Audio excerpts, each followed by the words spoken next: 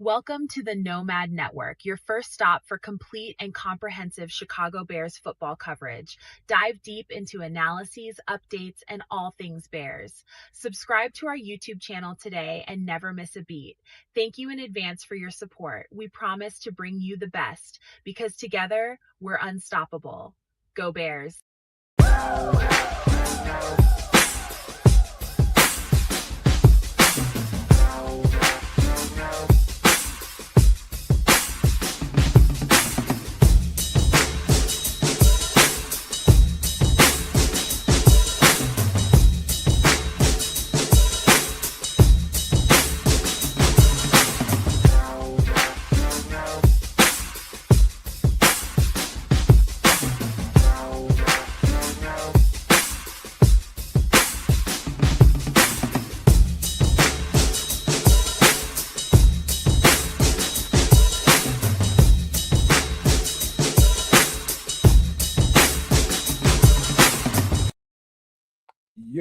Yo, No Maniacs. Welcome into another edition of Nomad at Night. Hey, man, listen, we got a full 7-round draft plus an offseason to get to. Triple R is about to piss off a whole lot of Bears fans, more than likely. And it's going to be fun doing it, too. But, yeah, man, it's been a good week for me, man. Last few days, man, been able to get a whole lot of college prospects kind of checked off the box. I mean, a whole lot of D tackles, man. Bunch of them. We got a couple of them to talk about today before we get going. Yeah, man. So I ain't gonna take up too much time, man, because we got a lot of content to get to, man. We got a whole long off season to take care of, man, plus a draft to get to. So let me pass it on over to Canada, man, so we can get the festivities started. What it do? Sunday night. Welcome in. Thank you for your general patronage. Thanks for coming to Nomad at Night, sharing your Sunday evening with myself, Triple R, Nomad. Give a little bit of a like, share, subscribe, and some big love to the Nomad Network, as well as at Kids the Canuck, and do the same thing for Sports Chicago Style. We would appreciate that. And as we get deeper into conversation here, it's all Bears all the time, and we'd love to have you with us. Big shout out to the Nods jumping in, bigging up USA. Looks like USA beat us this morning. I didn't watch the game because it was too damn early. But such is life, man. That it goes. It was either going to go one way or the other. You know what I'm saying? And that would explain why my Canadian feed's been a little bit quiet today. Anyways, that being said, give a little bit of love to Donatello Bird. That's interesting. And he's saying the Bears are legit. I love that. That's great. Nolan Fish. Strain Busters just jumped in. What's up? As folks trickle in, Tangy Lotto. Oh, we getting all sorts of new folks in here. I haven't seen any one of y'all, but all of y'all should like, share, subscribe. Give us a little bit of love right here on the Nomad Network at Kids Canuck and at Sports Chicago Style. Like I said, we would appreciate that. But that's all I'll give you for now. We'll get into brass tacks. But before we do, Trips, what say you, sir? It's all good. Big up to everybody. It's the end of another weekend. We're that much closer to the combine, draft, all that fun stuff. It's Sunday night. It's Nomad at Night, and I am really about to piss some people off with my mock draft. I think you're gonna make us all proud. That's what I think. Well, in the end, except for Minister Charles, because he's pissed off about just about everything. I'm messing with you, Minister. You know I am. Hey, so really quick, man. I think it's only right that I start the show off this way, kinda. And we kind of can skip the being human segment because this is being very human. I want to say rest and power to Rondale Moore. I woke up to this news that he was found unalived in his garage, I think with a pew shot wound. And first of all, let me just say this, man. I was only 25 years old. And just a little background, drafted by the Arizona Cardinals. He's been moving around the last couple of years. But what's interesting, I think it's worth noting that he had season-ending injuries in 24 and 25. So back-to-back years, knee injury, and missing a season. And, you know, he's in that place where he's got out of that rookie contract. I think he was drafted in 2020, so his rookie contract was about over. So he's getting penny ante money, you know what I mean? And he was a big time recruit coming out of college, man. This dude, people had high hopes of this guy, man. Yo, he was nice, man. If you nice. I remember. Yeah, okay. I just wanted to say, you never know what somebody is got going on in their head. He's only 25 years old. Man, don't really even know what life was all about at that point. I know I didn't. You know what I mean? I thought I did, but I did not at the age of 25. And let me just say, that's a reference for the background and the mindset. And I don't know anything about no CTE. Nobody knows that at this point. He just recently passed away. If the family decides that they want to, have a brain scan done post-mortem, they can do that. And maybe they can find out something that might be related to what happened to him. But I just wanted to talk about depression. And I'm not one of those people who's ever experienced that. However, the closest I think I might have came physically to any kind of depression, and I think there might have been some there, is when I realized I wasn't going to be able to play football. That's about as dark as my life has ever gotten. It was like mourning the loss of a loved one. I mean, it was deep, man. For me, my whole identity, Kids and Trip, was, my life was designed in my mind as me being a football player, and all of a sudden I get in all this trouble with the NCAA getting violations and shit like that. And my whole name is besmirched, and I can't play football anymore.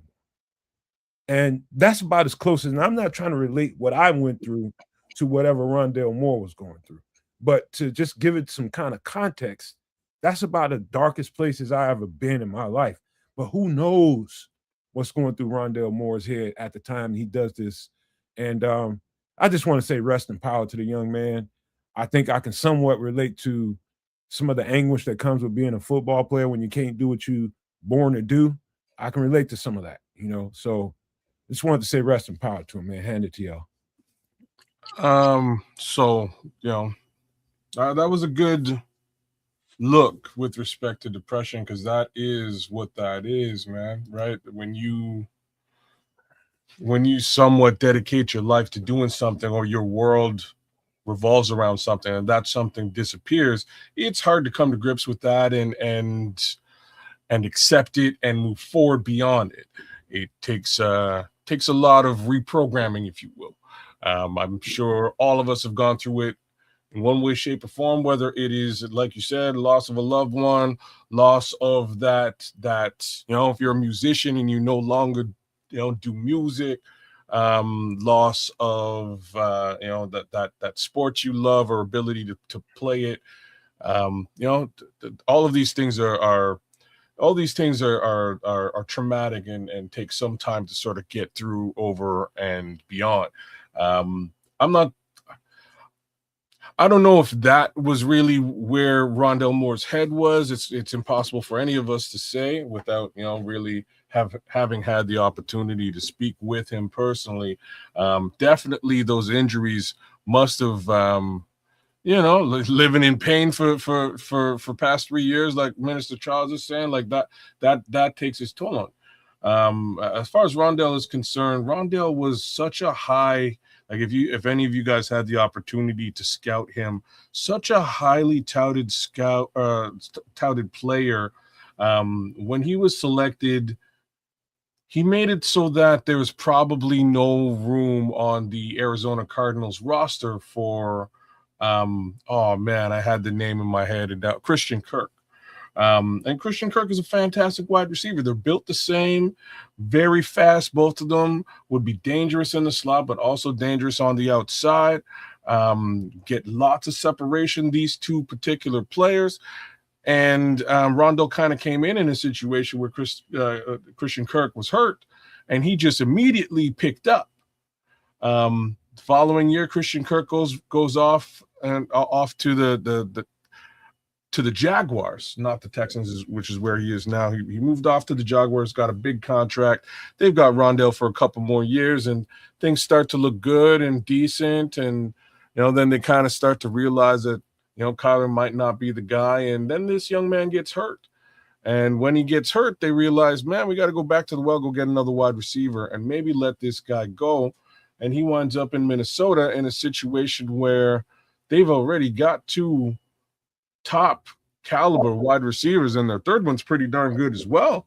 Also, kids, let me point out something too, man. I mean to cut you off, but it should be noted that I thought it was interesting. Now, you talking about somebody who went from, I think, what was it, Arizona to more recently, the most recent team, I think he was with Minnesota.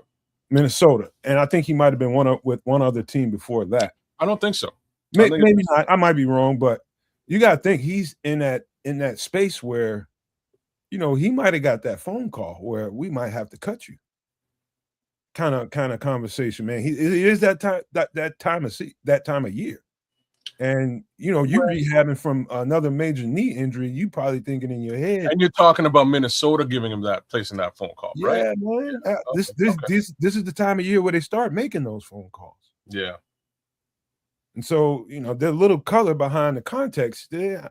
I'm not saying that's what happened, but it would not surprise me to hear that they were getting ready to cut him. And that's in that place where he's at. When you're probably supposed to be like a 20 something $1 million a year guy. At least he was expecting himself to be at this point. So think about that. This is where we are, right? So that would have been the expectation, and then Minnesota goes from having a fantastic season with a great quarterback to having a best I'll say is middling case scenario with regards to pass catching and quarterback play. And in the middle of all this, he winds up getting hurt again.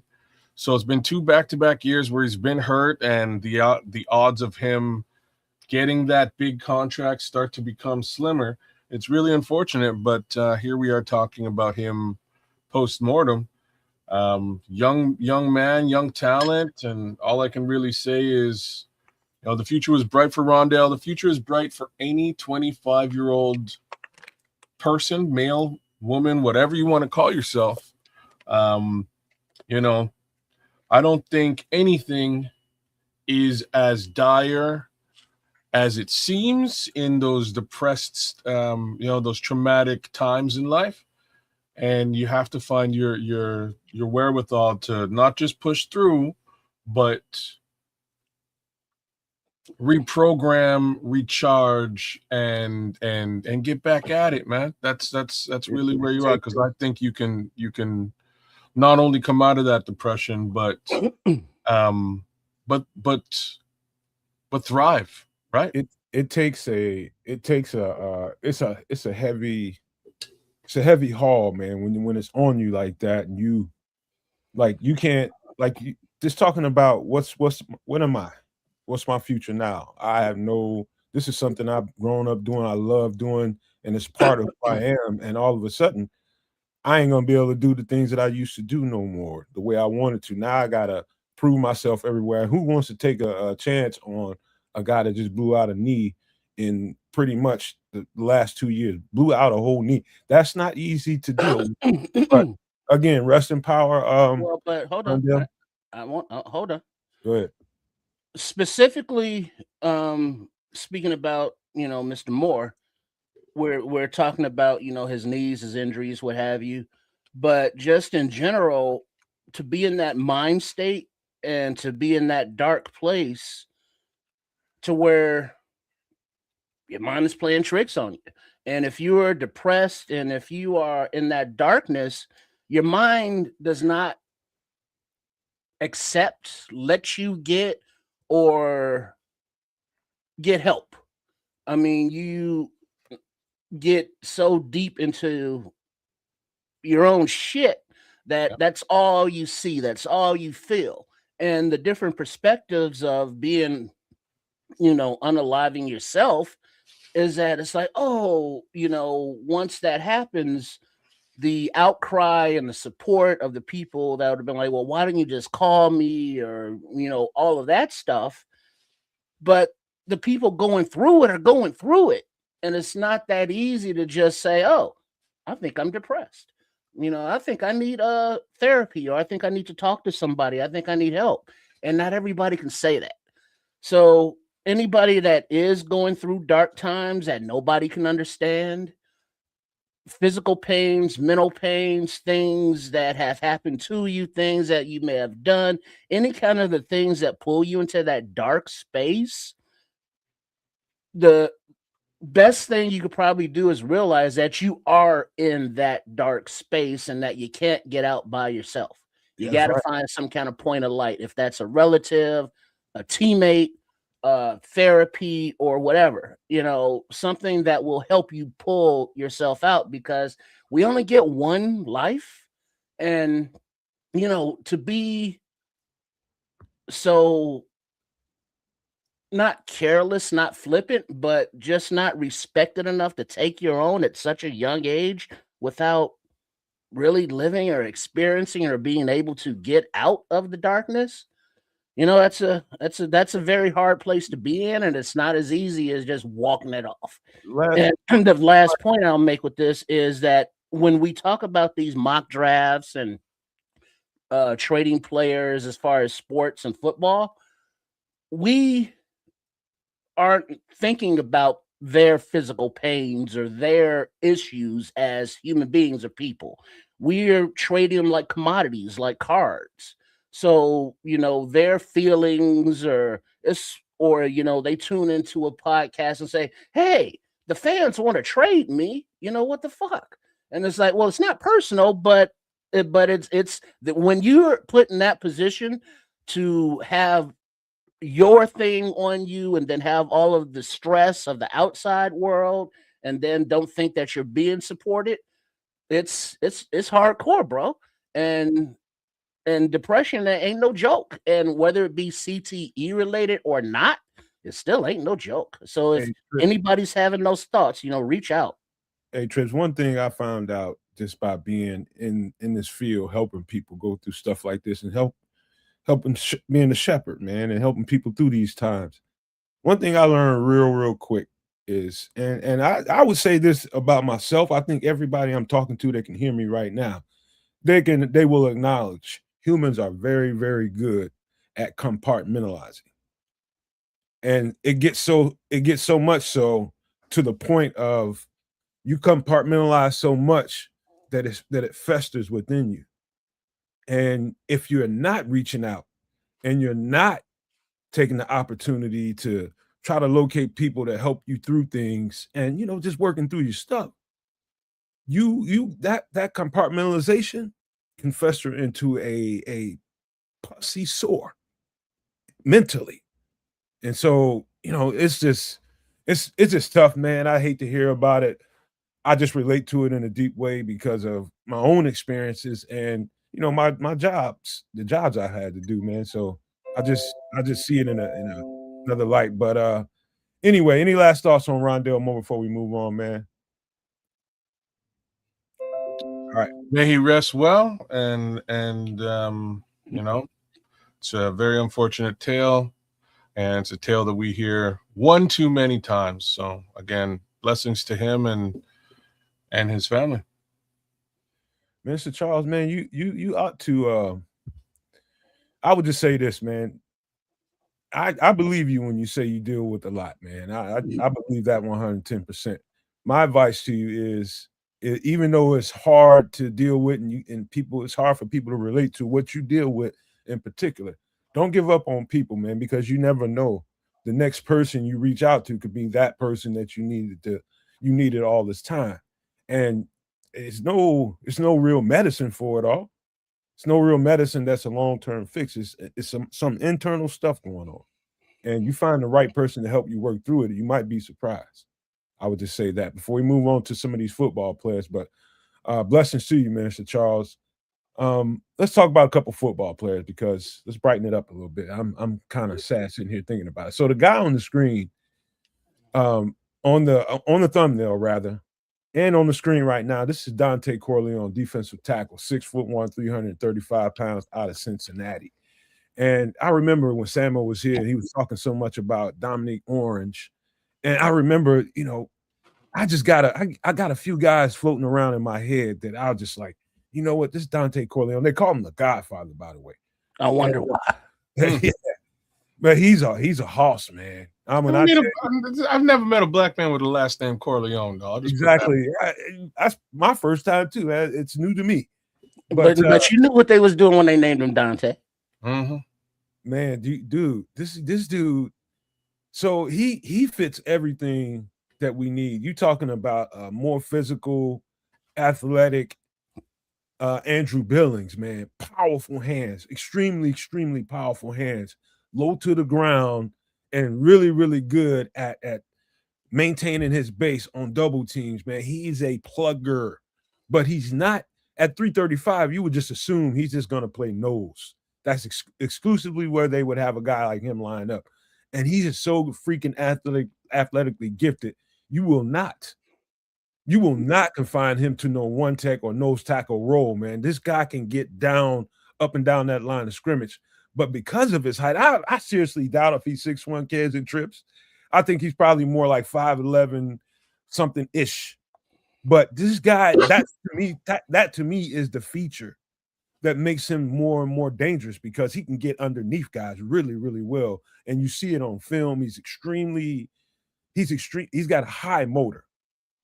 He's got an attitude. He plays nasty, but those heavy hands and that power, man, that he plays with definitely translate to the next level, like right away, fellas. I mean, like right away. You can plug this guy and play him right away. You're going to get the same kind of production you got out of Cincinnati, Dante Corleone, in the NFL, man, because it's going to translate. That 6'1", 335 ain't no joke, and he's hard to move around.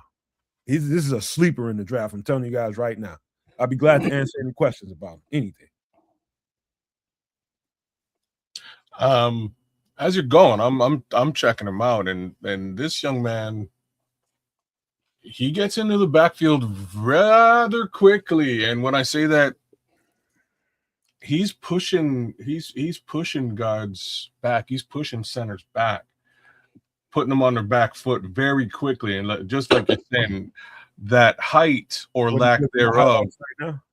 Yeah, I got a couple just burning on the screen. But you're right, man. He gets right underneath the pads, and that's why these centers and guards are on their back foot so fast. So that's something that you didn't see so much from. Like, I need to see more, and that's just me. Not to say he isn't doing more. I need to see more with respect to run stopping. Oh, here's some run stopping snaps now. That's really what I need to see from him as a pass rusher. Absolutely dangerous. He's getting in the backfield. So far from what I'm seeing, same token with regards to the run game. He's getting back there on running backs and being super disruptive. And that's something that, Andrew Billings isn't famous for. What up, Paul? I would say that he's probably more Grady Jarrett than he is Andrew Billings. Is that a fair comment? Like a mixture. He's like a slash between those two guys. Yeah, that's a very interesting way of looking at it. So again, like Grady Jarrett's size, but also Andrew Billings like girth. But he's fast, which is something you might not hey kid, let me think. Let me give you a quick reference, man. So Dennis Allen had down in I think he had him down in Cincinnati. Down in New Orleans, I think a guy named Jalen Saunders down there. Pretty much exactly the same guy. Same type of thing. Same exact guy. But just those really good defensive coaches look at certain guys' traits and says to himself, like, how can I use that? Like, how does his traits translate to the next level? And how can we use that? What's his advantages? And his low to the ground body type and the way he plays with his pads low too. It's not like he hops up and he's very high when he gets off the ball. He plays really, really low. And that's quite an obstruction to. It's kind of a feature. You're right. I agree with you. To me, it's his secret sauce. Just the build. That's hard. It's like a bowling ball. That's exactly what he's like. He's kind of like what everybody thought Jamry Chroma might be if he developed. Was it Jamry? No, not Jamry Chroma. Bell. Todd Bell. not Todd Bell. What was his first name? Oh, his favorite human. His favorite human, right? Because that cat was not big, and like, let's be real, this young man is much. He got a lot more weight on him. He's just thick all around. But same type of thing. He's relatively sort of like, he's a bowling ball. He's kind of compact and he moves. He's just disruptive. You notice how quick he gets off the line, kids? Say what? For a guy his size, you notice how quick he gets off the line? Yeah, he gets off the line so fast that again, you would be surprised. And if he's not getting off the line quickly, he's taking your center with him, right? Like that center might be in your lap if you're a quarterback. He's the kind of cat that you gotta double team him. Because he like one guy trying to block him, man, he's pretty much gonna just, if he power rushes you, he's gonna move you back into the quarterback's lap. If he's quick enough to go around you as well. So that, I just like the dynamics of what he can play with. He's still pretty fast too, man. He can run sideline to sideline. I'm telling you, man, this guy right here he's definitely ATF. He's definitely a Dennis Allen type. He reminds me of Kalen Saunders they had down there. This is exactly the kind of guy he wants. Space eater, but not just solely a space eater. But a guy disruptive too. Very disruptive, man. Yeah. Very disruptive. I like Corleone. Corleone's he's a good look at DT. All right. Yeah, they say low man wins, and being 6 feet or under, he's starting out pretty low, just from the snap. Yeah. And that kind of weight coming behind him, we want to see some dent, some push from the center of the line if he's playing, D tackle or in the nose there. But we need that wide body plug in the middle that can have a high motor and get after it. And if this guy's that guy, cool, because there are certain things that athletically I would, like my players that have at certain positions. Like wide receivers, find me a couple ex-track stars. Defensive, offensive linemen, make sure that they wrestled. And this kid looks like he wrestled. I don't know if he wrestles. Like I'll be real with that. I don't know, but what I am seeing, which is very interesting, is he's turning bodies, wrestling or not. He's either pushing the center back or he's turning the center so that he can just juke in and get that and get deep. This guy's he's kind of nice. I like him. This guy's hands are so strong, man. It's like when he puts his hands on something, man, they're like vice grips, man. They're like he can, once he gets a grip on you, you're going whichever way he decides he wants to take you. That's just all it is to it. A man that big and that strong with grip like that, you are at his mercy, at his will. Yeah, he's, like I say, he's turning bodies, right? And once he's got you turned, he's coming in on the angle, regardless as to which way he's turning you. He's coming in on that angle, and then you see the quickness, which, love you. Shout out to KB out there, but Big Bill. Big Bill got about 3 steps of quickness, and after that, it's all hustle. You know what I mean? It's hustle and heart, bro. Like, you know what I'm saying? So this kid will run it down. Hey, Foster, what it do? Patrick, good to have you. We got another detail. Let's stick to D tackle right here. This is a real sleeper, fellas. I really encourage you to check this cat out on film.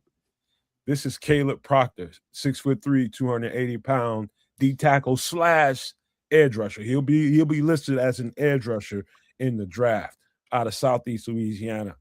Perfectly built for a Dennis Allen DN nose tackle or D3 tech. He's a tweener. So he's got the perfect size. And I keep telling you guys all the time, we like all these slick, fast, quick defensive ends and all this kind of stuff because they make a lot of sacks and make these splash plays, but stay true to what Dennis Allen is looking for. He likes guys that can move up and down the line of scrimmage. Now, you'll see this guy. Now, you're going to see most of his reps. You're going to start looking at highlights and things like that. You'll see Caleb Proctor tearing it up from the inside. So he's got 3-tech written all over him. That's probably what if we drafted a guy like this, he'll probably spend most of his time on the interior of the defensive line because he's so explosive from that position. However, you will be able to get some edge reps out of him, and he's going to be hard to deal with, man. He plays with such an intensity. It's extremely intense the way he plays. You talk about motor. You go watch some reps continuously. So go watch a game. Just try to go watch a game and turn on that tape and tell me how many times you see Caleb Proctor come out the game. He never really comes out. So he's got motor for days, and he knows the impact that he has on the game. He's big, he's physical, he's fast, he's quick. I mean, and take it. I understand he's playing at Southeast Louisiana. He hasn't played the next level, but to me, most of the better D tackles and edge rushers that come out and turn out to be really, really good football players, they don't necessarily come from huge schools. You ever notice that? That most of the guys that turn out to be your Hall of Famers and the guys that, people are telling stories about after they played, a lot of those guys, like Khalil Mack, for example, came out of Buffalo, itty bitty school. And so I would just say this: don't sleep on Southeast Louisiana because this football player is from there. His traits definitely, kids. I'm sure you're looking at it on the computer right now. His traits definitely are transferable to the NFL. And you're going to get versatility from this guy right off the top. He's got a motor, he's mean, and he knows it. Hella athletic. Just wanted to say that, man. Put that out there. But Caleb Proctor I think he's going to be a problem on the next level. These two, you want to compare him to the last player, you can't. They're nothing the same. You know what I'm saying? They are not the same. These two young men. Caleb Proctor's like, he's an edge rusher that plays DT. Like that's like the best description you could give this guy. He ain't trying to. Oh boy, he ain't messing around. He's gonna move you. He's gonna get past you. He's gonna put a move on you. He's gonna swim you. He's you know what I'm saying? He's getting into the backfield. Hella high water. He's getting in the backfield. You like him? You like him? I like him a lot, actually. Like if he's a late round selection, if that's where he's projected, I think that's a great guy to get in like 5, 6, 7 round. Great selection to pick up. Now, again, I think you nailed it with respect to, the competition that he's faced thus far. It does make for more of a developmental case scenario. We'll see. But I like what I see, man. He's getting through. Very athletic, right? Very athletic. He's getting in the sky when the balls when balls are going up. He's getting in the air. And he's batting stuff down and getting his hands involved. But more importantly, he's got a little bag of tricks, man. A little bag of tricks coming into the NFL. So I like it. I appreciate it. I want to see what it looks like in the NFL. I saw his coach. I don't know. I can't remember whether it was the head coach, position coach, but after I get through looking at enough film, I started looking at what his coaches and teammates are saying about him. And I know bullshit coach speak when I hear it. I know bullshit, that's my homeboy kind of talk. And, everybody's looking for a good word on Caleb Proctor when I hear it. I had to be that guy a couple times with teammates of mine, and I know that real shit when I hear it too. And I'm telling you, there's a coach that said, I have never seen a guy that played with so much determination. He plays like his life is on the line. Every single time he touches the field. And you can see it. Yeah. That's what you want. That's he what has that urgency. You know what I mean? Like shit's on fire. You know what I'm saying? Like you can kind of see that and feel that. Again, for a late round selection, I see thumbs up and good things. I would, this is the type of guy you take a flyer on and you you develop into that pass rusher of the future. And when I say pass rusher of the future, he's a DT, true enough, but he's blowing past guards left, right, and center, which in many cases allows you to do funky, cool stuff with the guys out on the edge. So, hey, kids, another thing I heard from one of his position coaches and the head coach, not simultaneous, but in different interviews, they have to kind of save him from himself, like get him off the field to save him. You got to sit him down. And in practice, those are kind of guys you want around your building. You know, guys that, you know, I've been around too many guys that didn't love the game, and you saw it. You know what I mean? It's like a chore for them. Like it's going to practice, doing all the stuff all the trimmings that come before the football game, you know, all the stuff you have to do inside of a building to get ready for it, whether it's film watch, all the stuff. Some people are born for it. And then some people know that they're just talented enough to do it. And this is my job. I'm going to do the very minimum. And I can't wait to get the hell away from here. That's the kind of guys you're not dealing with that with Caleb Proctor. This guy wants to be there. He knows that this is his ticket. And he loves to do it. And he's tenacious about it. Those are the kind of guys I want to line up next to. I don't want to be around guys that don't really love it and they just there, you know, basically to get through the moment. Got how much time we got left on the clock before I can go home? I don't want to be around you. Not on the football field.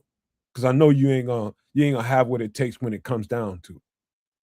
These are the kind of guys you want to put in your locker room. Caleb Proctor is a true sleeper in this 2026 draft. And I'm telling you guys, go look at some film. Don't watch just highlights. Just go watch some games. Just telling you. I think he's going to be the real deal on the next level. Definitely a developmental talent worth taking a good look at. What up, FFG? I would have to say that regardless as to who winds up picking him up, I think you give him a year, you give him a couple of snaps, and I think this guy will pick up very quickly. Yeah, check him out. Caleb Proctor, 6'3", 280 out of Southeast Louisiana. I guarantee you guys are going to enjoy this tape. He's definitely going to jump out the screen at you. You ain't going to have to wonder who you're looking for. I ain't going to even tell you his number because you can't tell on here. But trust me, he is going to step out of the screen and into your living room. Trust me when I tell you that. All right, let me see. One more guy. I think you're going to like this one, kids, because you already checked it out. Okay. Rasul Faison. Oh, yeah. Listen, let me tell you guys something. This is a running back out of South Carolina. He's a transfer from Utah State. It's tape from Utah State. There's tape from South Carolina. So you can check out either one, but he's the same guy in both places. Look really, really closely at this. And what you'll notice in this image, just look down at that lower body, the strength of those legs. Tell you something. Not only is he extremely patient, but he's powerful. 218 and he runs behind that 218. That's a good size for a running back. But again, I was talking about this guy before, and during the last draft, I think when you did it, kids. But I gotta retract the statement. I think I compared him to Adrian Peterson. This is the best comparison for him. He's almost exactly like James Cook when you watch him play. You know how James Cook is kind of like patient, and then something pops up, and then boom, he just explodes through that hole, and he's going to hit his head on the goalpost. That's what Rasul Faison. Extreme patience, extreme running back sight, finds a lane, he sees it, and he presses it, and he's going. Ain't no running him down. He's as fast as he is powerful. Extremely good running back, man. This is somebody's going to get a stud. And this is the kind of running back that can carry your ass into a Super Bowl. You can put the ball in his hands and he'll carry you to a Super Bowl. We've seen that happen for the past 2 years. Play some defense, put the ball in the running back's hands, carry you to a Super Bowl. It was, the Philly running back. Saquon Barkley, year before last. This year, Kenneth Walker. This is going to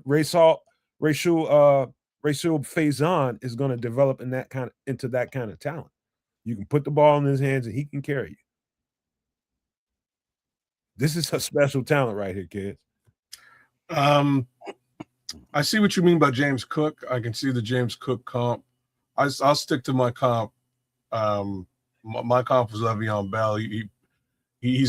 How tall? How tall is he? I know where you get the Le'Veon Bell, but he's you know what I'm saying? He's so patient, and the thing about his patience is that he has that burst after, right? He will sit and wait for a hole to be created, and he's nice in the passing game as well.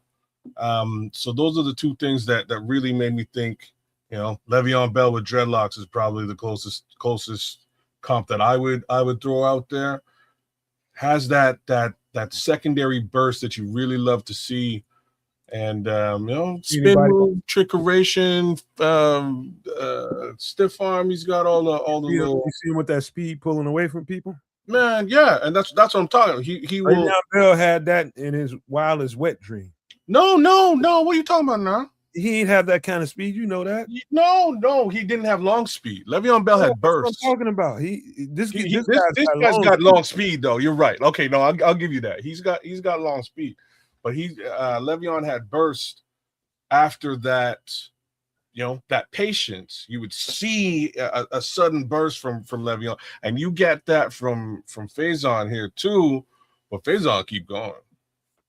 You know what I'm saying? Like he will keep going. The other thing that's cool about him is he's got that just size enough to sort of play upright, and he kind of runs upright. A little bit. Oh man, and he just did that's the part that reminds me of AP. Okay, I see what you're saying. Yeah. All right. AP kind of ran upright as well. They're about the same size too. Huh? Great stiff arm, like AP. It's pretty good contact balance. You know, like sometimes AP was so strong, and the stiff arm was so good. Like you hit him, and he uses that hit.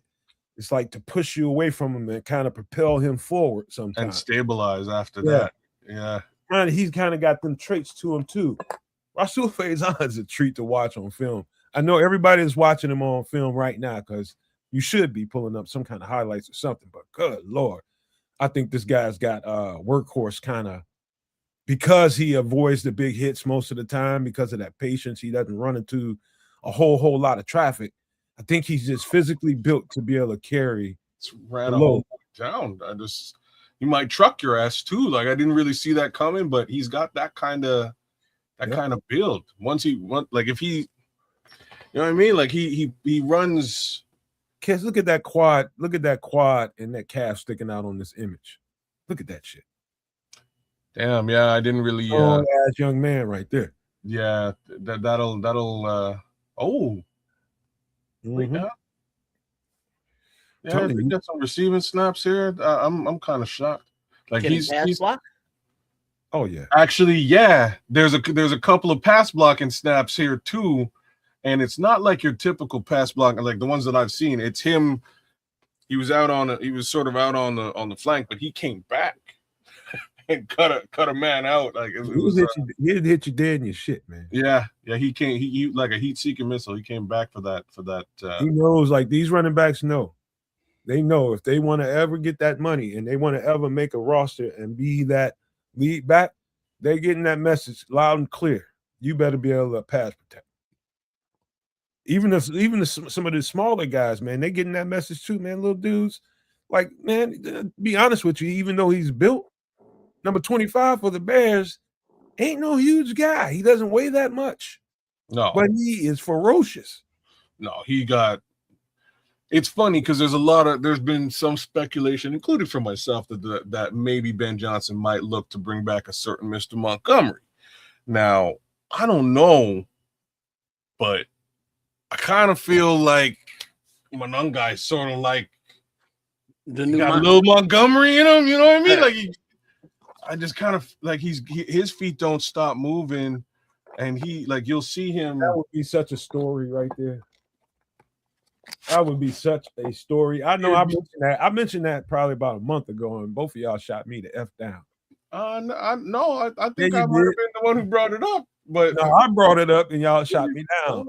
Okay. Shot me down. Yeah, I'm still pew pew me right in the street, man. Y'all pew pew me right in the street and left me. Okay. Missile command, baby. But hey, check him out, man. Rasul Faison. 6 foot, 218-pound back out of South Carolina, transferred in from Utah State. There's tape on both, and you're gonna like both tapes, man. He is a stud. I think he's got James Cook written all over him, man. But any last things, questions, trips, kids? Yeah, I looked at he's not well, obviously the projections are still early, and once all the combine and testing kicks in, things will change, and these are projections. But he's a projected, late rounder UDFA. Yeah. I don't give a shit. I think that's what you want, though, Trip. Like, in my opinion, running back this season, I don't think is quote unquote a priority. I think we got what we needed to see out of DeAndre Swift. If they decide to move on from DeAndre, which is still possible, my bet is that they're going to reinvest that money into somebody a little bit more to their liking. I still feel even if they don't let go of DeAndre Swift, that they'll get another running back in free agency, which means you just grab somebody a little bit late round to backfill, because I don't see ATFs out there asking about what happens to Rojo. I don't think Roschon Johnson really I don't think he continues on with this team. I'll just be real about this. I got to say this last thing about Rasul Faison before we go. And I'll tell you something about you think it's cliche that patience is a virtue. Let me tell you something. As somebody who played running back probably all the way up until like the 8th grade, 9th grade or something like that. It's all I ever really played. I wanted to be Walter Payton as a little boy. But, as I start to change, the first thing you want to do when you get the ball in your hands as a running back is take the fuck off, right? That's what you want to do. Boom, give me the ball and let me see if somebody can catch me. Run somebody over, whatever. Patience is the last thing that you're thinking about, especially when you're a kid doing it. This is where it pays off in the once you start getting higher in competition levels. It's because the offensive line have a job to do, and if you are patient enough to allow those blocks to set up, when you got good offensive linemen that can really set up blocks and create a running track for you to run on, they appreciate you even more. And so they get better because they know that you're patient enough to let them apply their method to what you're doing. And so that's why I think he's going to be extremely valuable to whatever offensive line that he's running behind. They're going to love blocking for this cat because his vision is out of sight and his patience is really, really high. And when he sees that gap open up, he's gone. I mean, gone. Yeah, that burst. He's in the secondary faster than you would expect. But and what I'm saying is he'll be standing in the backfield waiting for it to happen. You know what I'm saying? Like he's waiting for that hole, boom.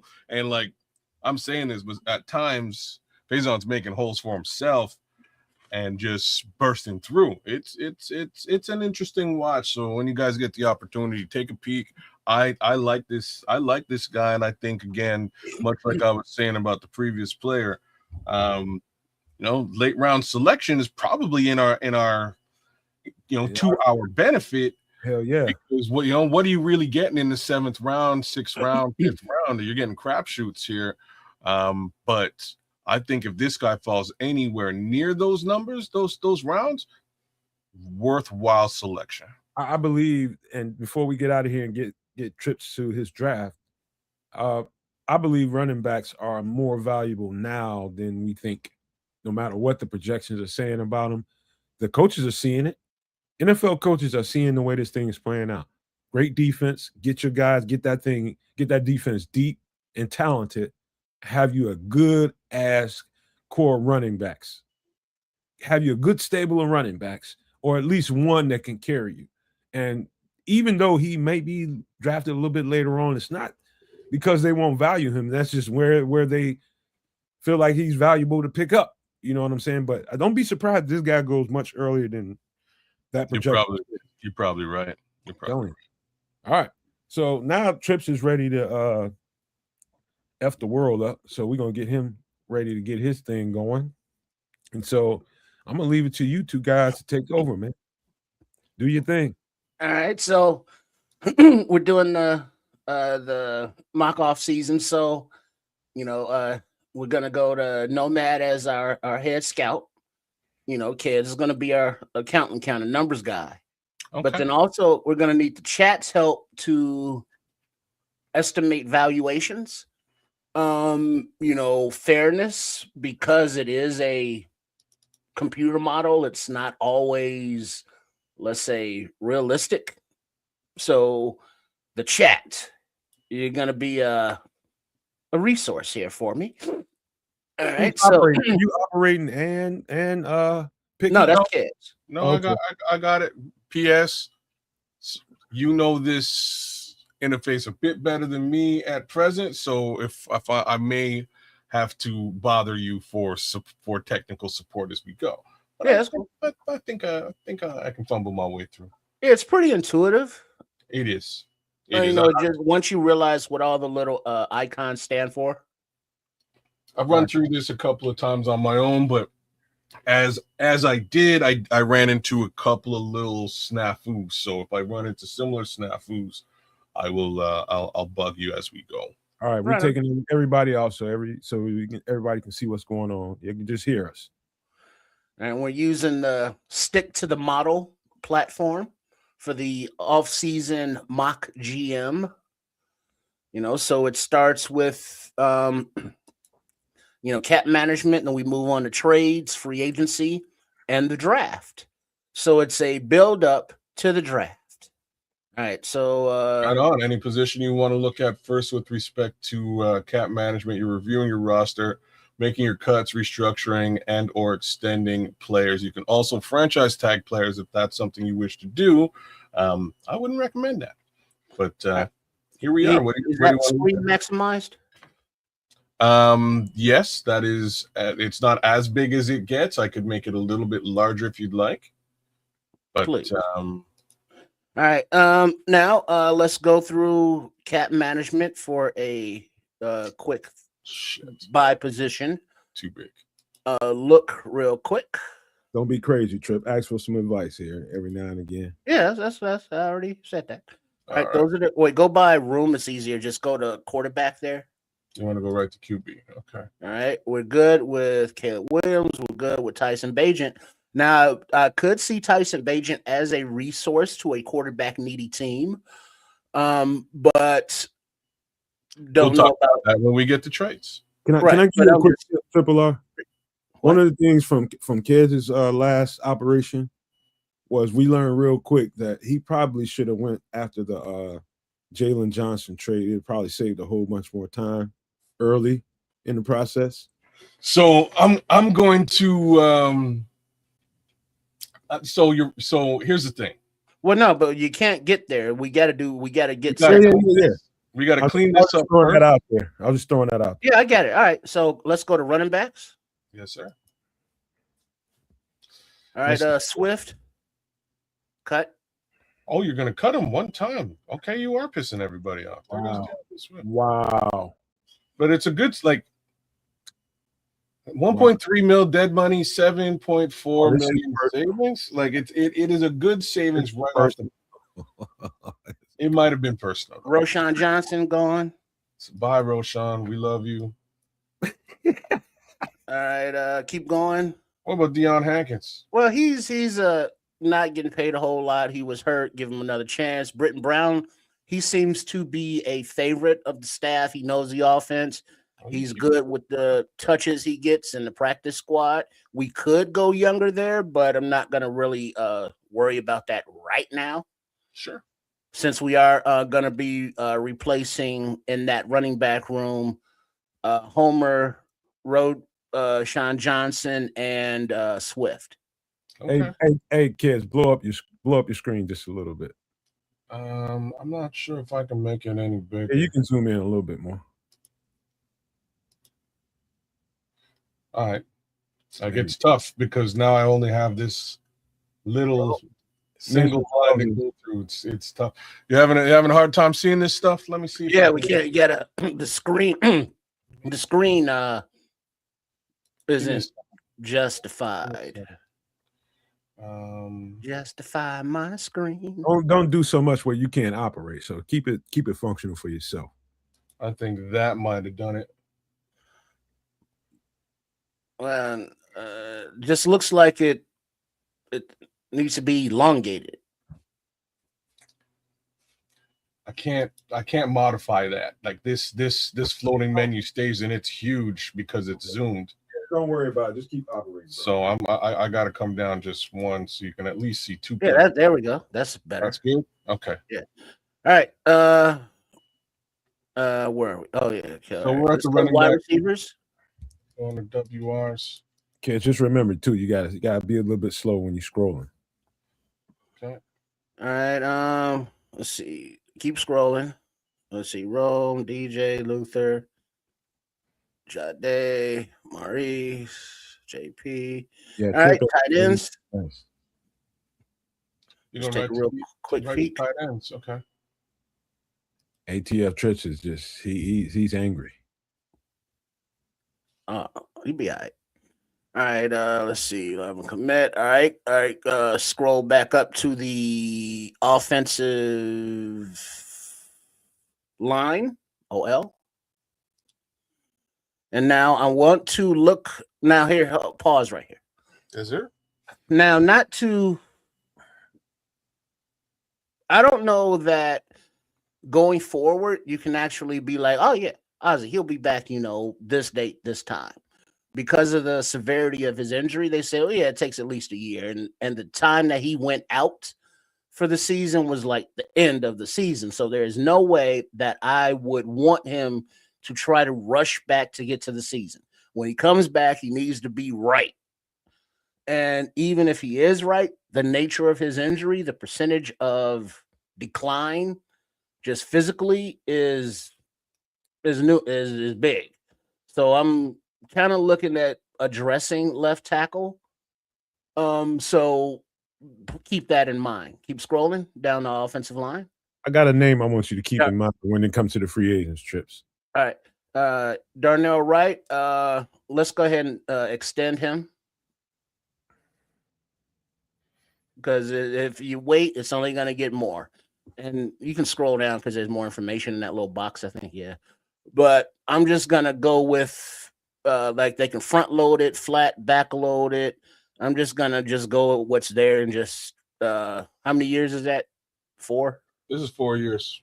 Yeah. Yeah. 5. Yeah. It makes it a 5-year deal. Just go there. Get him locked up. All right, and then Drew Dahlman is good for right now. You're not gonna restructure and get a little. Not right now. Tooney Jackson is good. Keep scrolling. Amagaji's trade bait because there are teams that need interior offensive line, and they will pony up for them. So, chat, start thinking about fair market value because it's not really listed. And it's like late round pick, whatever. All right. Newman, keep going. We're good there. All right. Next position and group, please. I think that's what? No, down. You got to scroll up. Yeah, there you go. Edge. And we will listen to offers for Montez Sweat if they're out there, but this doesn't have that trade finder kind of thing. There's not much you can do with Dale. You don't want to mess with that contract right now. Austin's good. Got a young guy. Okay, so we're good on the depth there. All right. Wait. Martin. Him. Who is he? Couldn't tell you. Okay, he's still young. All right. We're not going to address that right now. All right, next group. Minister Charles, you might be are you on the phone, man? Yeah, you on the phone. I can see. That's why it looks like that. All right, where are we at? So we're at D-line now. Okay. All right, Dexter is trade bait.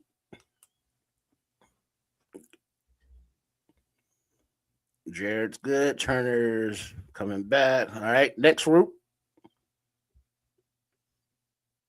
Linebacker. Now, looking at this room, yeah, he's cut. Edmund, sorry, no, nothing personal. Edmund, he can't do it. Oh, Sewell is trade bait for whatever amount. No. I said trade bait. All right, sorry, my bad. All right, next group.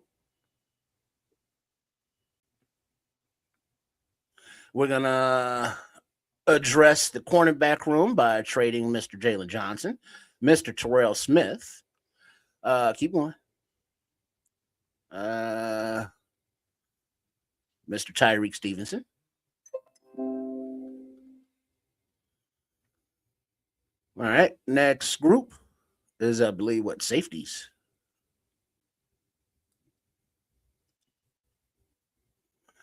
That's it. All right, so trades is the next up.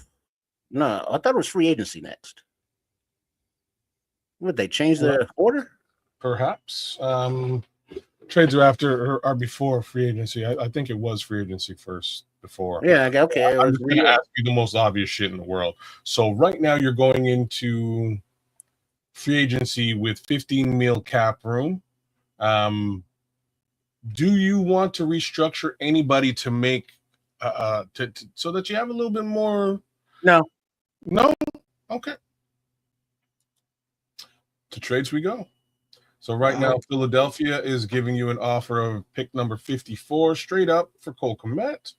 Cole Kmet is also interesting to the Denver Broncos. They're offering you pick 62 and pick 130.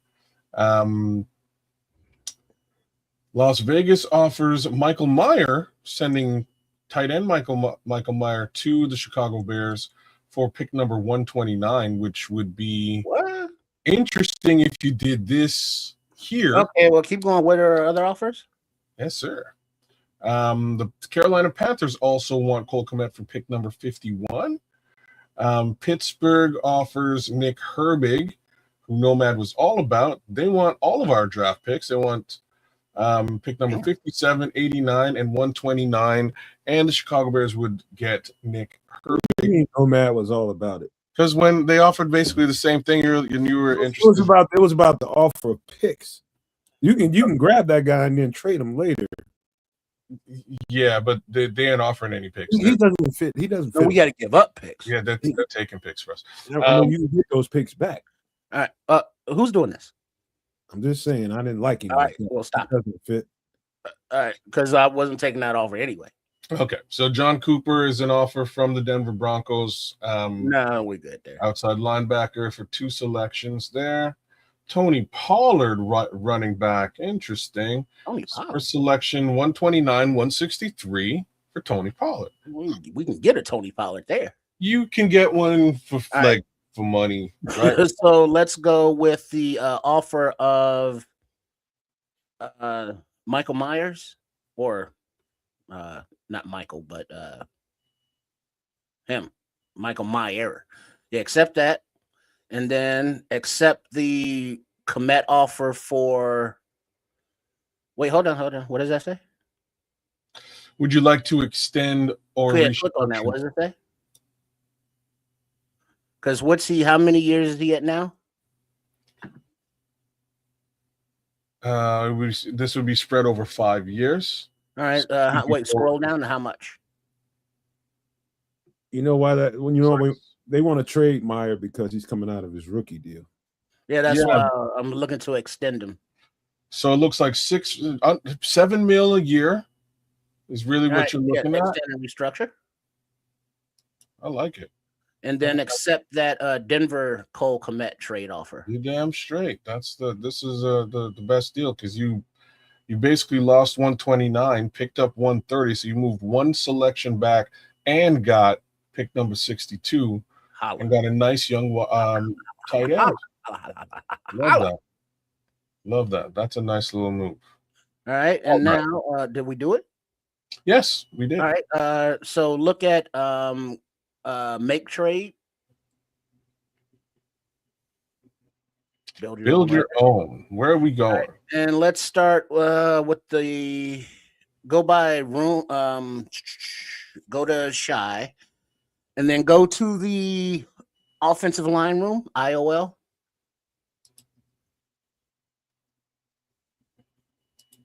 IOL. My bad. We'll scroll down a little bit so you can put the player in there. Kind of won't let me, so I'm gonna have to do some trickeration. Bear with me. Oh, there you go. Oh, that's much better. Yeah, that we can see it all now. Okay. Well, All hopefully right, it's not. go to player, offensive line, IOL, up. There it is. Who was Amagaji? I knew exactly where you were going. And what do you want to do with Quran? A team that needs, I don't know what team, but while like kids, you go through and look at the teams that need that position, and the chat while kids is doing that. What would be a fair value, do you think, for Amagaji? Obviously, he hasn't played a lot and he's been hurt, so it wouldn't be a day one pick or day two pick. Obviously, I don't think, but teams need interior offensive linemen, and he still has some projection. He doesn't fit this system because he wasn't here under this regime, and he hasn't shown enough to earn a spot, I don't think, going forward here. But he's still got talent, so he can revamp his change of scenery type thing. So in the chat, what do you think? What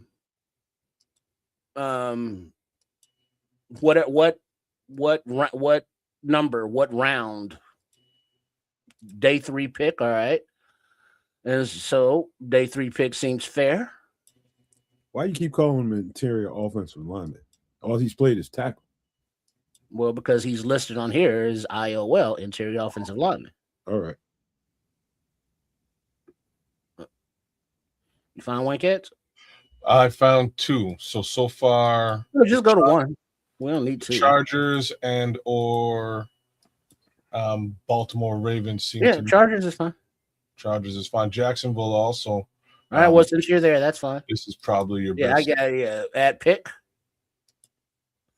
And he said day 3 pick. So whatever that is. Day 3 is 4-5. So second round, third rounder, third rounder. Oh, they'll probably. I just don't see why you even want to try. He's worth nothing right now. I wouldn't do this. Right now, he's worth this pick, whatever it is. Oh man. All right. So you want to go straight? I get you trade at high value, but we can't wait for all that. Do you fit? Let's wait. You say 2 of them? You gave for 2 7-rounders? No, they won't do it. Oh, they won't. You no? Well, I just threw a 7th rounder in there too to see what we could get. So I'm looking at pick number 124, 4th round pick. Well, that's kind of high for Quran. I think it is high. I don't think they'll do this. Day 3, please. Day 3. So we're talking 5. Yeah, that's fine. They still don't look very amicable with regards to this. All right, so 6, 7. Shit. You want to get rid of him for a 6th round pick? Even that's questionable. 7th? Even that's questionable. This is personal with trips. They want nothing to do with this particular player. We'll try LA, but I have a feeling it'll be very similar. If I were you, I think he has more value as a potential swing tackle. No, he doesn't. Not on my team. Triple R in line. Come on, man. Just put a 7th in there and offer it. Get rid of him for a 7. Offer it. Let's go. All right, you are the GM. I can't. Be stuck in this minutia. This dude, man. Hey, what just happened? That's not right. All right, tender. Wait, you're in the wrong thing. Oops. Oh my God. That's what you get. Okay, I kept this back. Man, leave that shit alone so we can keep moving. Wait, go back. There you go. Where's back? Down here? It should be there. Your page isn't loaded or something. Oh, God. Come on. No, we don't want to All reset. right, now we should be able to go next to trades. All right, and we good, right? Yeah, we're fine. Okay. All right, back to that 7th rounder for Karan so we can keep it moving.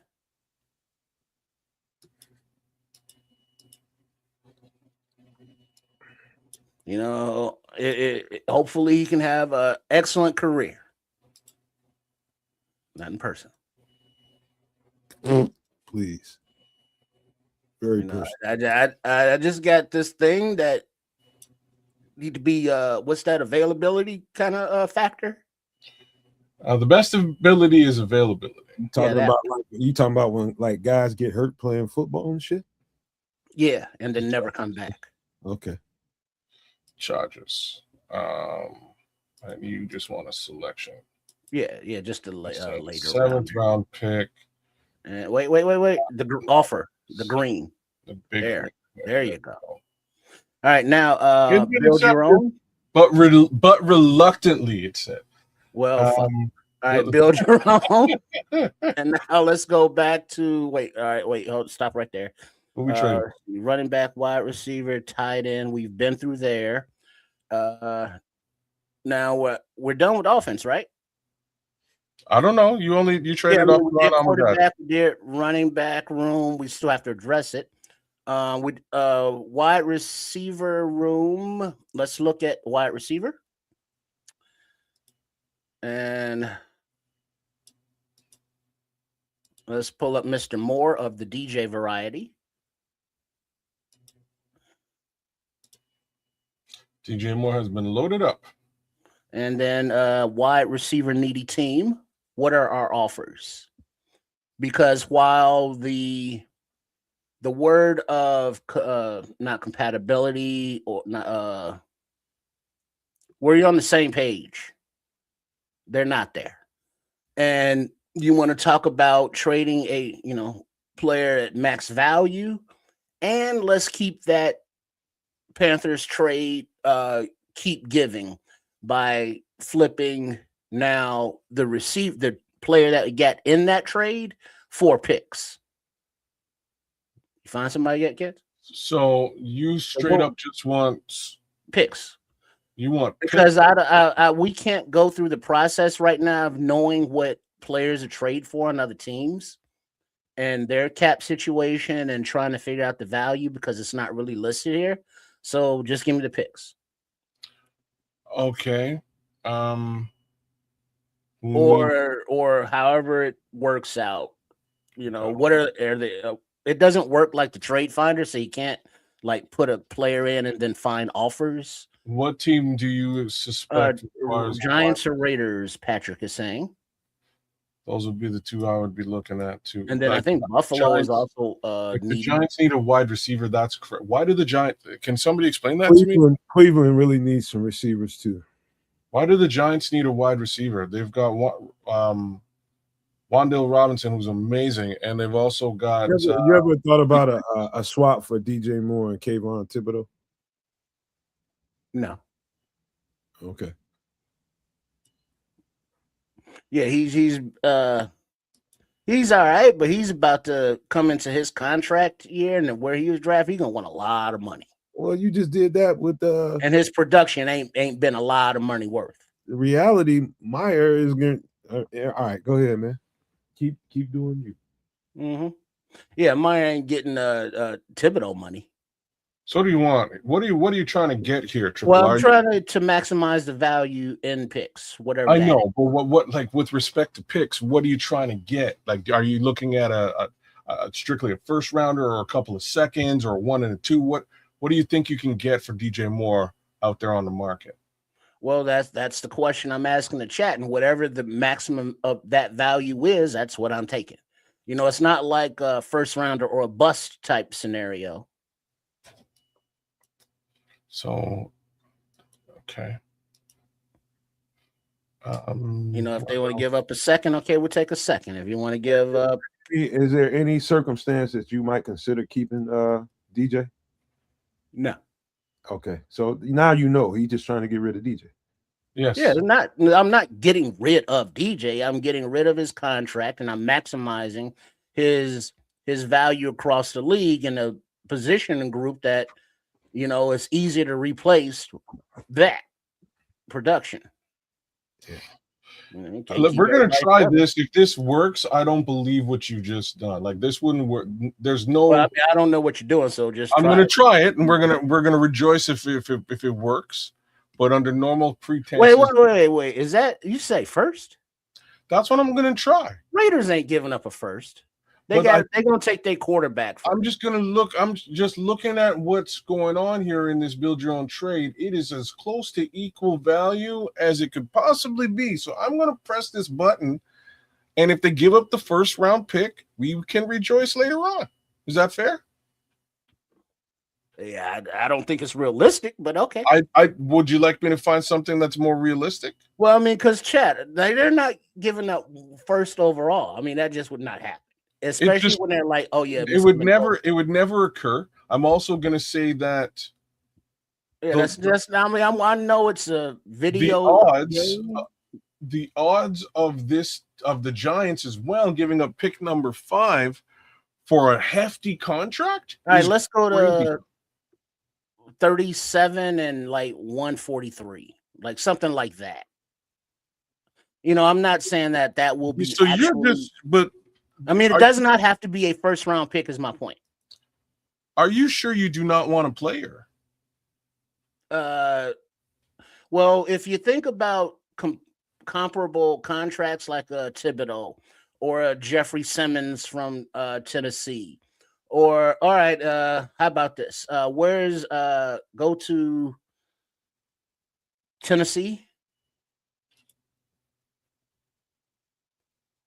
Tennessee, and then Lord, I can't. Defensive line. Excuse me. Space to roll. And defensive line.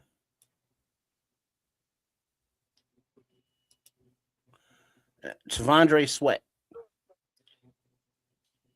They just drafted him last year. No. Well, you want me to trade for somebody or not? Oh no, I'm saying. I'm saying the odds of them trading you a guy they drafted last year at the tippy top of the draft. Okay, so but you trying to take the number 1 pick from Vegas, but talking about they not gonna give him up. Right? That's some shit. I'm trying to be a realist, and that's why I brought it up with the number 1 pick with Vegas, because I don't think it was really real difficult to deal with. Now be cool, man. Who, me? No, I'm talking about Trips, man. Trips? Oh, okay, all right. I just wanted the picks. I'm just saying nobody's good. Like the selections that you're getting to get rid of a DJ Moore. Why don't you let me worry about that? Okay, all right. So you want me to go back to picks? Yes. All right. Just get the picks that we can get, and we can keep it moving. Let's try. Like they'll do this. Yeah. See, that's two green, so we need more. You know, like another one below that, not higher, but below it. Oh, they're willing to give up everything. Watch. All right, now we're getting closer. Oh, yeah, that seems fair, right?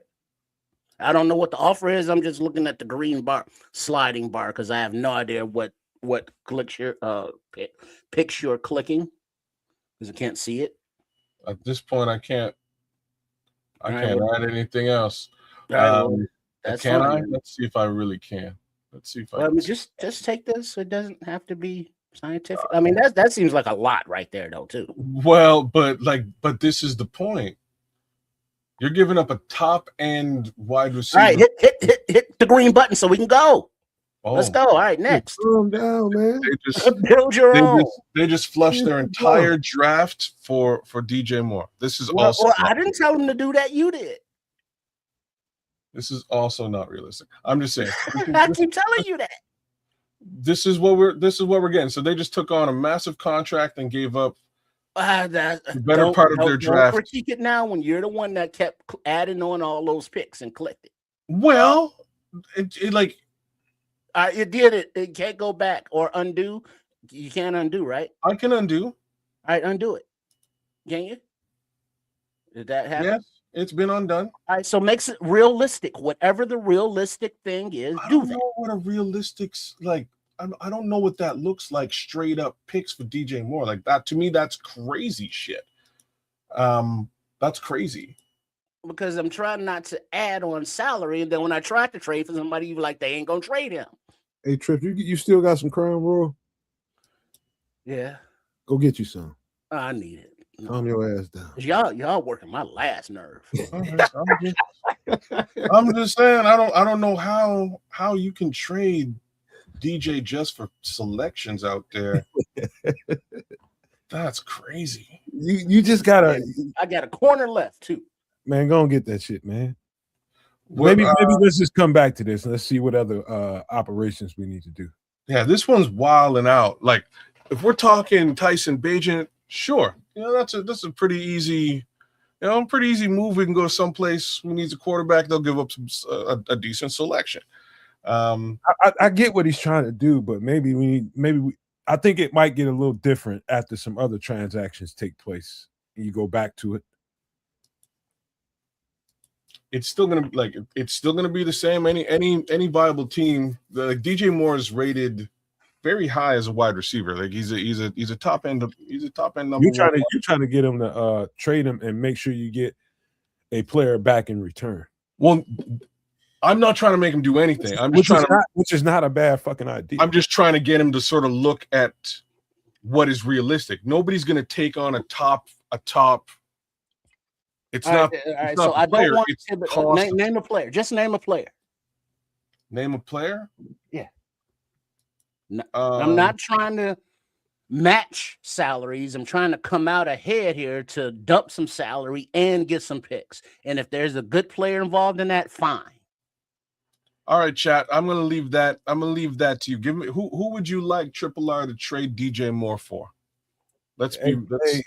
Patrick says check what the Jets would give up. They got a ton of draft capital. So does Cleveland. Yeah, but they don't have any players left. I'm going to New York though.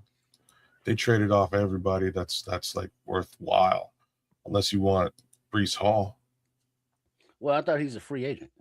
I think he is too. Unless they franchise tag him or something.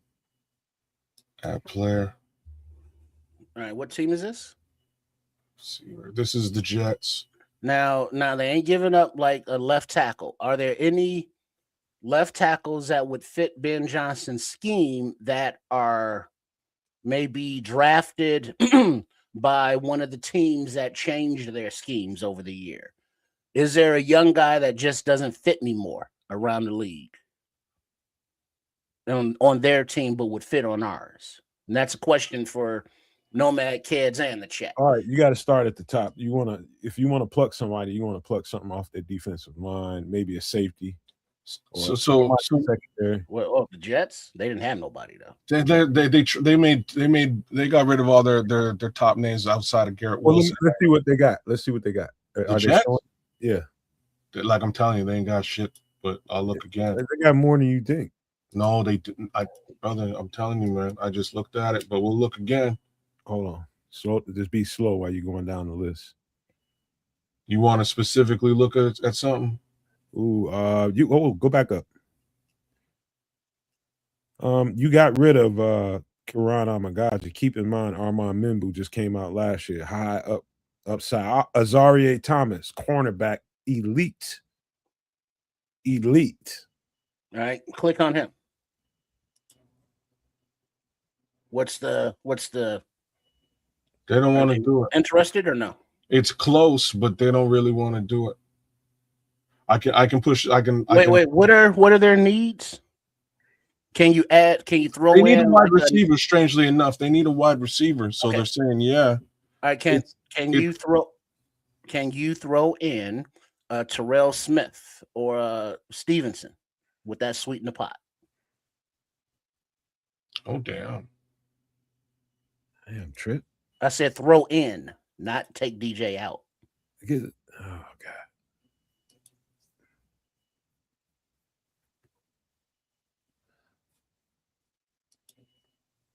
I'm gonna go Terrell first, I guess. No. Terrell's coming off an injury. Sorry, Terrell. Or not? I mean Tyreek. That's what I meant. But he's going to. He's always coming off injury. No. You want Tyreek first? Yes. Oh, this is crazy. Because when that was on, it didn't move the needle, did it? Like we're close to being equal. We're a little bit undervalue. It's worth a shot to go right now without anybody. Oh, well, give it a shot. Make the offer. See what happens. Make the offer. Is everybody the green?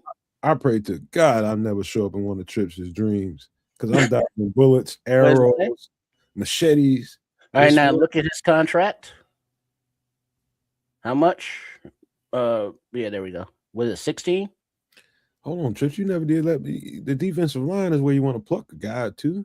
Okay, who's doing this? I just told you one guy. Okay. Who's doing it? All right, we'll take that guy. Cool. Let's go. Keep it moving. We ain't trying to be here till 2 a.m. So you want to extend and restructure this, gentleman? You do. Next, build your own. Next up, cornerback.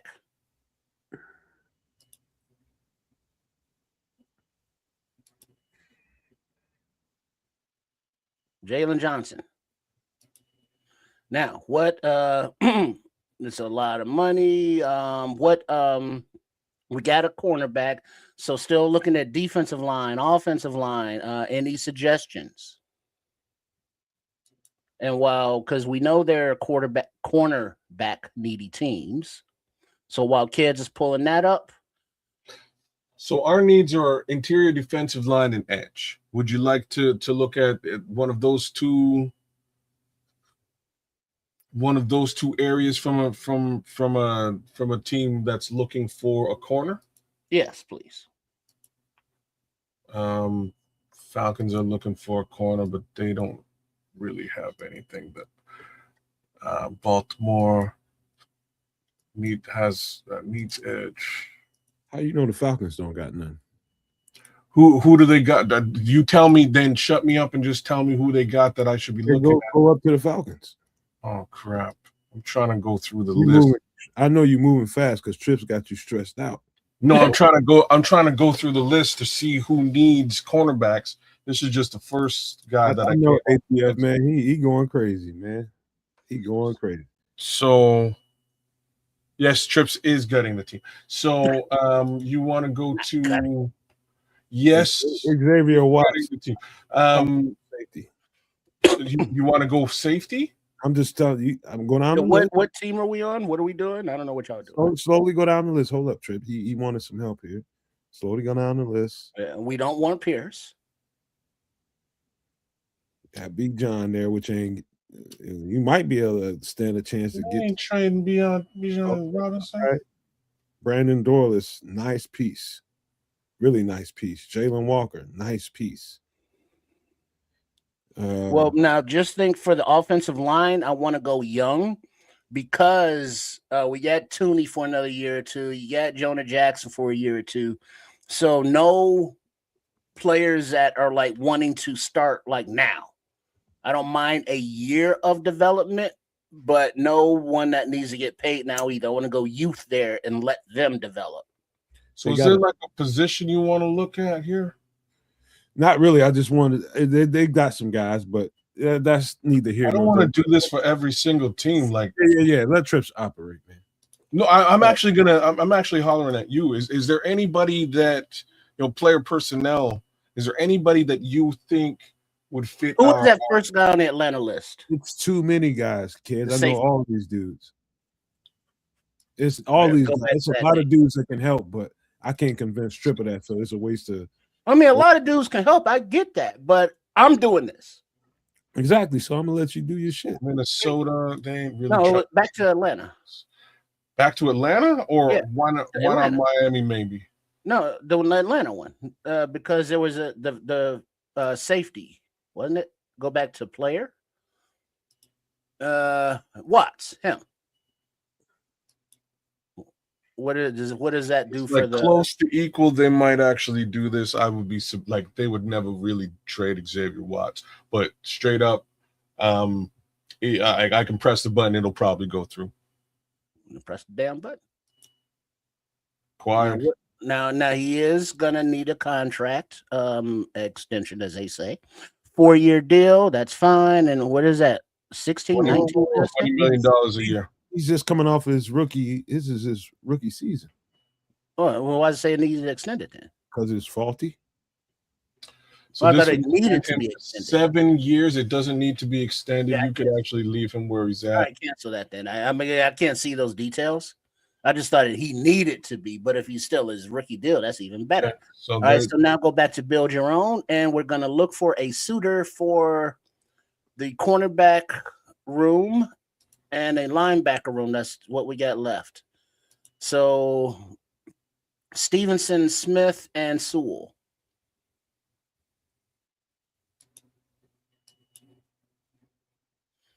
Now, the teams that you look through that needed corners, you should have an idea. I'm still, I didn't find a lot. So like Minnesota needs it. They ain't trading with us. Yeah, I don't Miami like. Miami needs a corner. Isn't yeah, Miami. Do you want a pick or a player? Pick, please.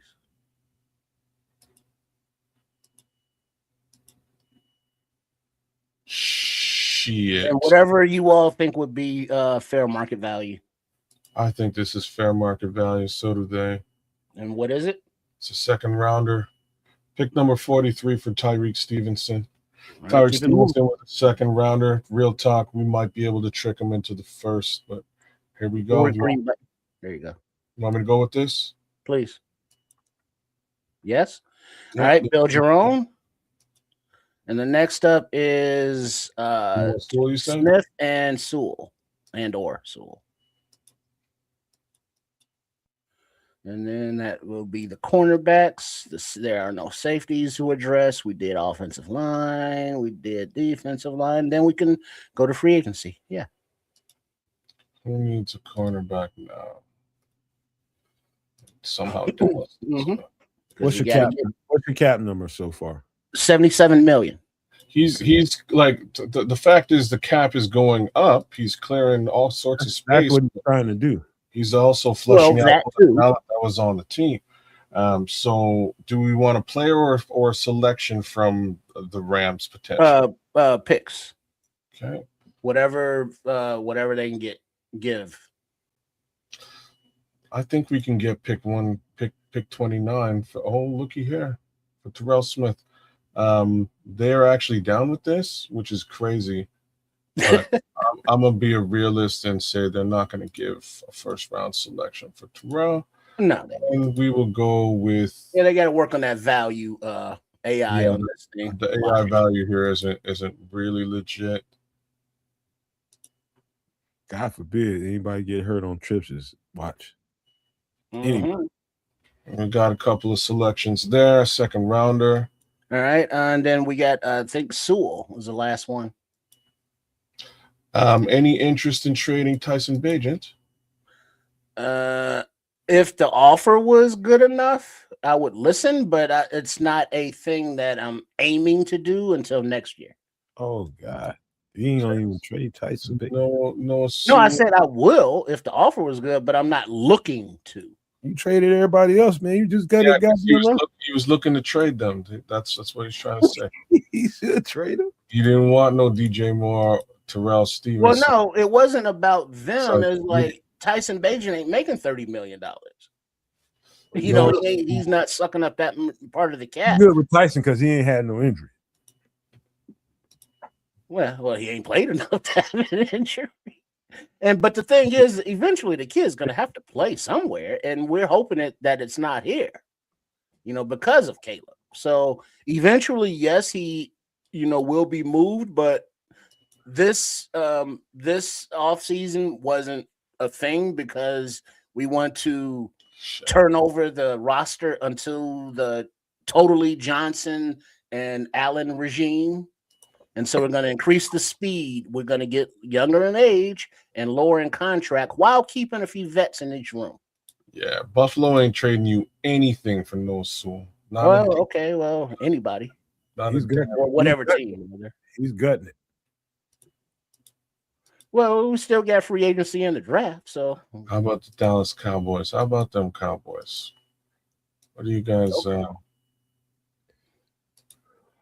Yeah, DJ plays through injury, which is very good, but sometimes players going through that, trying to tough it out, is a little detrimental to the team. So What? And that's why his value is peak now. And so you capitalize on that, because what happens after next season? Oh, well, he's 30 now. He's a little bit slower. And yeah, exactly. okay, so do you want to? Just whatever they give and just keep it going. So whatever they give. I mean, it could be a late round pick. Is well, I mean, because I'm wait, at we're seven- talking about who we're talking about. Fair. We're talking about Noah Sewell. Noah Sewell been on the field a couple times this year. He's got virtually no stock. So I'm trying to trade this guy, and I'm asking for a 7th rounder, and it's nowhere near at potentially equal value. I can offer the trade. We'll see. They might take it. I don't know what to say. Do you want me to offer Noah Sewell for a 7? Yeah. Uneven value. Next trade So on nobody wants him. That's what I'm trying to say. He's got no No other team. Just trying to trade. It was 2 players, man. Terrell Smith and Noah Sewell, who's coming off injuries. Who's going to want to trade for that, man? Exactly. And This so is we're what just I'm saying. Why even fuck around with it? well, cut him. Cut him, he says. No love for Noah Sewell.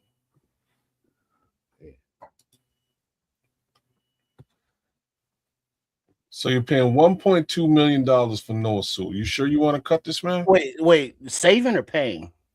You're paying $1.2 million. That's his contract. You want to cut him? How much does it save? It saves $1.1 million. So we negate it by like $100,000. That the difference? That's the difference. All right. Cut him or keep him? Cut. What do you? He's gone. Terrell Smith. I think I already traded Terrell. Oh, okay. Well, then let's. Yeah, Terrell's gone already. All right, then we can move it on to free agency. Oh, wait, before we do that, go back to cap management real quick and look at what's that guy's name? Dahlman. How much does he make? 13 million, right? It's pretty cheap. Not cheap, but not 20. Drew Dahlman, he's making 13.8. He's 27. All right, yeah, that's not really a need right now. All right, go on to free agency. Next. So again, no interest in attempting to trade Tyson Bagent. Next, he says. We are into free agency. Yeah, we got to extend tender Daniel Hardy and Jordan McFadden. Yes. Tender them both? Yes. Yeah, right there. Just click. Yeah. Yeah. All right, now look at the depth chart. Up. Yeah, right there. All right, you got there. You got running back. You got wide receiver. You got tight end. You got left tackle, left guard. All right, defense. I can't see that. All right, there we go. Sweat here at Chamar. Watson there at safety. And Thomas at cornerback. Okay. All right, cool. All right, free agents. Let's go by position. It's a lot easier. Bears free agents first, resign. Amon's gone, so just cut Amon out of the mix. Yeah, no, just go to no, stop. Oh, we just leave him alone. We just leave him. He's gone, just bro. Go to position. Quarterback. To the right. Oh, here we go. So you want to go corner? Yeah, cornerback. All right, now start there. We're not bringing back McLeod. Let Wright go get his money. No, Jay, keep scrolling. All right, they're good. So now, cornerback. We want to get one cornerback in the free agent market. So out of the available players that are here, who fits Dennis Allen's scheme? Like, go. You need a starting cornerback, so it's got to be Tariq Woolen. Well, keep No going. love for Cordell Flott. He's a slot. Okay. Tariq Woolen, Eric Stokes, Greg Newsom too. Josh Williams is solid. Say again. Josh Williams is solid. Jaquan McMillan. You're down in the cheap seats now. Am I? Yeah. Rasul Douglas. He's getting old. Okay. So we are. What was the guy from Kansas City? Now remember, you just picked up Azarie Thomas in the trade, so remember that. Right, he's a corner as well, right? He's what is he, like a left corner? Isn't he? He could be a starter. Yeah. And then now between Joshua Williams and Tyreek Woolen. Tariq Woolen. All right, go up. How much is he? He ain't cheap. Well, I didn't think. $23 million. And how old is he? 27. See, that would be Woolen and his All right, go ahead. Let's get it. And then let's go to Edge. Did he accept?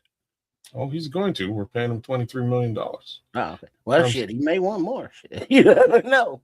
Or he would have. Because there are no wait. Before we go to Edge, go to left tackle just to look. Say we did. Oh, offensive line. Yeah, it's not specified on there, I guess. Bass. Yeah. Any of these guys? Anything? Let's go. We at the top. Talking about edges. No, left tackle. I think the target here is Rasheed Walker or Yash Nyman. Yash Nyman. All right, talk to me about Mr. Nyman. We've seen Rasheed against Mr. Booker, and yeah, I don't even see him here yet. Oh, he's not on there. Yash Nyman is worth peanuts. You sure? Yeah. He's a left tackle. Extremely versatile. He can All right, play. let's go. At these numbers, I would do it. 1 year, 2 year. What do you want to do? How old is he? He's young. He's probably about 30. He's 30. He's 30. See it right under his name where it says left tackle? Yeah, I got it. Extremely valuable. 2 year. All right, let's look at edge. Now we go to edge because we're going to get interior offensive line in the draft, as well as possibly another left tackle. All right, wait, go back up. All right, no to Tryon, no to Dime Rob. So, all right. So, edge-wise, Bosa, Hendrickson. Now, Hendrickson, he's keep going. Mac, the romance of bringing Khalil back. No, keep going. I think you should have re-signed Tryon, man, just because you spent a pick to get him. Yeah, but when he was here, it was kind of you need the depth. You need the depth. Yeah. Hold on. Like aside, jumped on me. Well, look at the. I guess this is just edge. All right. Anybody on here that is not 30 years old look any kind of appealing? Yeah. Owe, you just passed him up.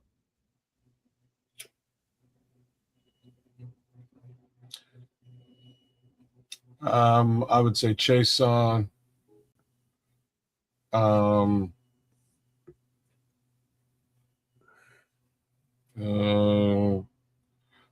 So. And now, are these just pure edges, or do they have any of the versatility that Allen would like, or is that just edge? Owe is a really good piece to have, and he's just becoming who he can be. Really nice piece, man. So he's ascending. Yes. All right, and where there he is right there. All right, yeah, let's go with edge Owe, and then for interior defensive line. 2 year, I guess. Yeah, whatever. The 3-name guy. John Franklin Myers. Go get him. Yeah, from Denver. Yeah, that dude was he it was like, damn, this dude's making plays. Yeah, he's a dog. Yeah, he's a disruptor in the middle. Couple years. I don't know why they just give him 1 year deal. I'm not into that depth for the spreadsheets for the accountants. Just make it so. All right, now let's take a look at the depth chart.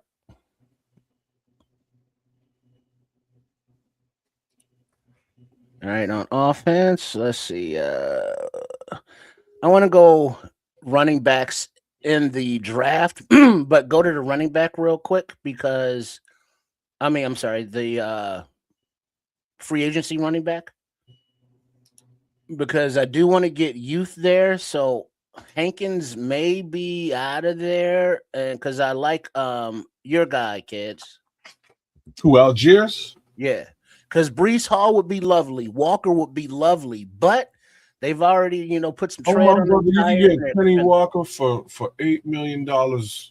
Yeah, that doubt that's not gonna happen. They're giving who wasn't it? Maybe it wasn't Walker. No, that was JSN. Swift. That was JSN. That was like he should be the highest paid wide receiver. I was like, oh shit. Oh shit. These running backs are they pay these running backs nothing. Yeah, that's just I guess the math here. But I'm thinking about like the Le'Veon Moss types, the was it Henderson or no Washington? And what was the running back you spoke about earlier tonight, Nomad? Who, Faison? Yeah, him. It's like those three guys are similar, right? And those guys are your Kenneth Walker, your new generation, of them, right? And is that a fair comparison?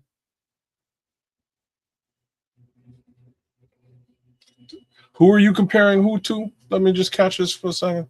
You Well, said Kenny Walker, and you compared him to who?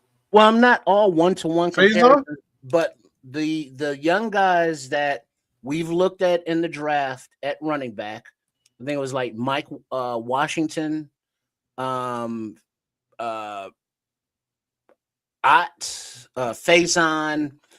those are home run hitters with quick feet and patience that can run hard, that can pass block, that can catch out of the backfield in the same vein as the top running back free agents like an ATN or a Walker or these other guys. Would that be a fair comparison that this generation of the draft is the new them with those comparables? So at this particular position, I can't say yay or nay, right? Like you never like. Let's just look at Bears drafts of the past. So, once upon a time, we selected Jordan Howard in maybe the 5th round. He turned out to be our guy. The year before that, though, we selected a completely different back in the 3rd, and I'm blanking out on the name. So, chat, help me out on the name, please. I'm back, fellas. What we got going on here? Oh, yeah, let me ask you this, no, Matt. I'm looking at the running back room, right? And I'm looking for a Gibbs type, a home run hitter type, a patient, quick feet, hit the hole and go type. And some of the young guys that we've been talking about in this 2026 draft, like a Mike Washington, like a Le'Veon somebody, and like the rookies coming up, as well as Faison that we looked at earlier. Those 3 or any other running backs coming out of the draft, instead of having to pay, let's say, $18 million for a Walker or another top running back, ATN or whoever, can we get these guys in the draft? You could. You could. There's some guys there. One of the guys we was just talking about previously, but since we are at free agency, are you looking at this list, seeing if there's a guy that you can get for the right number that can be that home run hitter? Is what you're asking me, right? Well, versus drafting them. Yeah, you can get him. You can get him now. If you get in the draft, if you're going to get that guy, he's going to be a third back, and he ain't really going to see the field. Well, but look at the depth chart, kids. Because right now, running back room, you got Monangai, Britton Brown. Oh, and go back to Hankins and cut him, please. And you can do that while we're talking, kids. Monangai is. I think you need to get somebody else, man, and in free agency. Well, yeah, I mean, that's what we're doing right now. But I'm not talking about. I'm talking about the top guys versus the draft. So it's like, would you take like a Breece Hall or a Kenneth Walker or any one of these guys versus drafting a good running back and bringing them in? Absolutely take one of these running backs in free agency. All right, now between Breece Hall and Walker and all these guys, which one would fit best with Ben Johnson? It's got to be Kenneth. It's got to be Kenneth Walker. You can go Breece Hall or Kenneth Walker. Either one of them, you can't miss. And if you want to go a little bit cheaper, you can get Rico Dowdle. He ain't cheaper. He's actually more expensive. Really? Would you believe Rico that? Dowdle? Yeah. Would you believe? Probably because he ain't been hurt. Would you believe that? It's probably because he's been durable. Your best bang for buck here right now, Kenny Walker, $8 million a year. It's kind of a crazy number. Breece Hall's asking top dollar, $10 million a year to go. Rico Dowdle is 8.2 as opposed to 8 for Kenny Walker. And what are their ages? Well, how old is Rico? Rico's 28. Kenny Walker's 26. Breece Hall 25. Javonte Williams is next up. He got re-signed. He got re-signed? Yeah. I'm not surprised. He's only commanding a $4 million price tag. Travis Etienne is commanding 3.6. Now, the question is, do you believe in Travis Etienne? Travis Etienne kind of had his job taken out from underneath him by, pedestrian running back who just came up and showed out. Like ATF just said, you can bring back Swift now that he's seen free agency for a different price. No, are Breece Hall or ATN or any of these guys an upgrade over Swift? No. Kenny Walker 3 might be. Kenneth Walker, maybe. See? All right, Kenneth Walker. Let's do it. All right.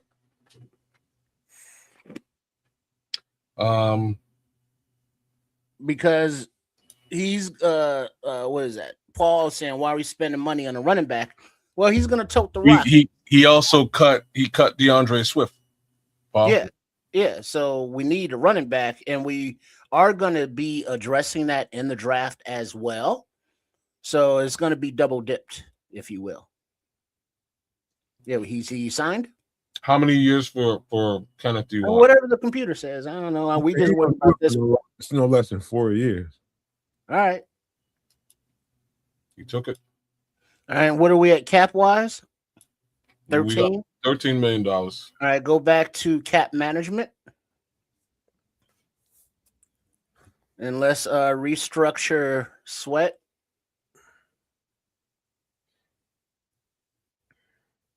Does that save anything?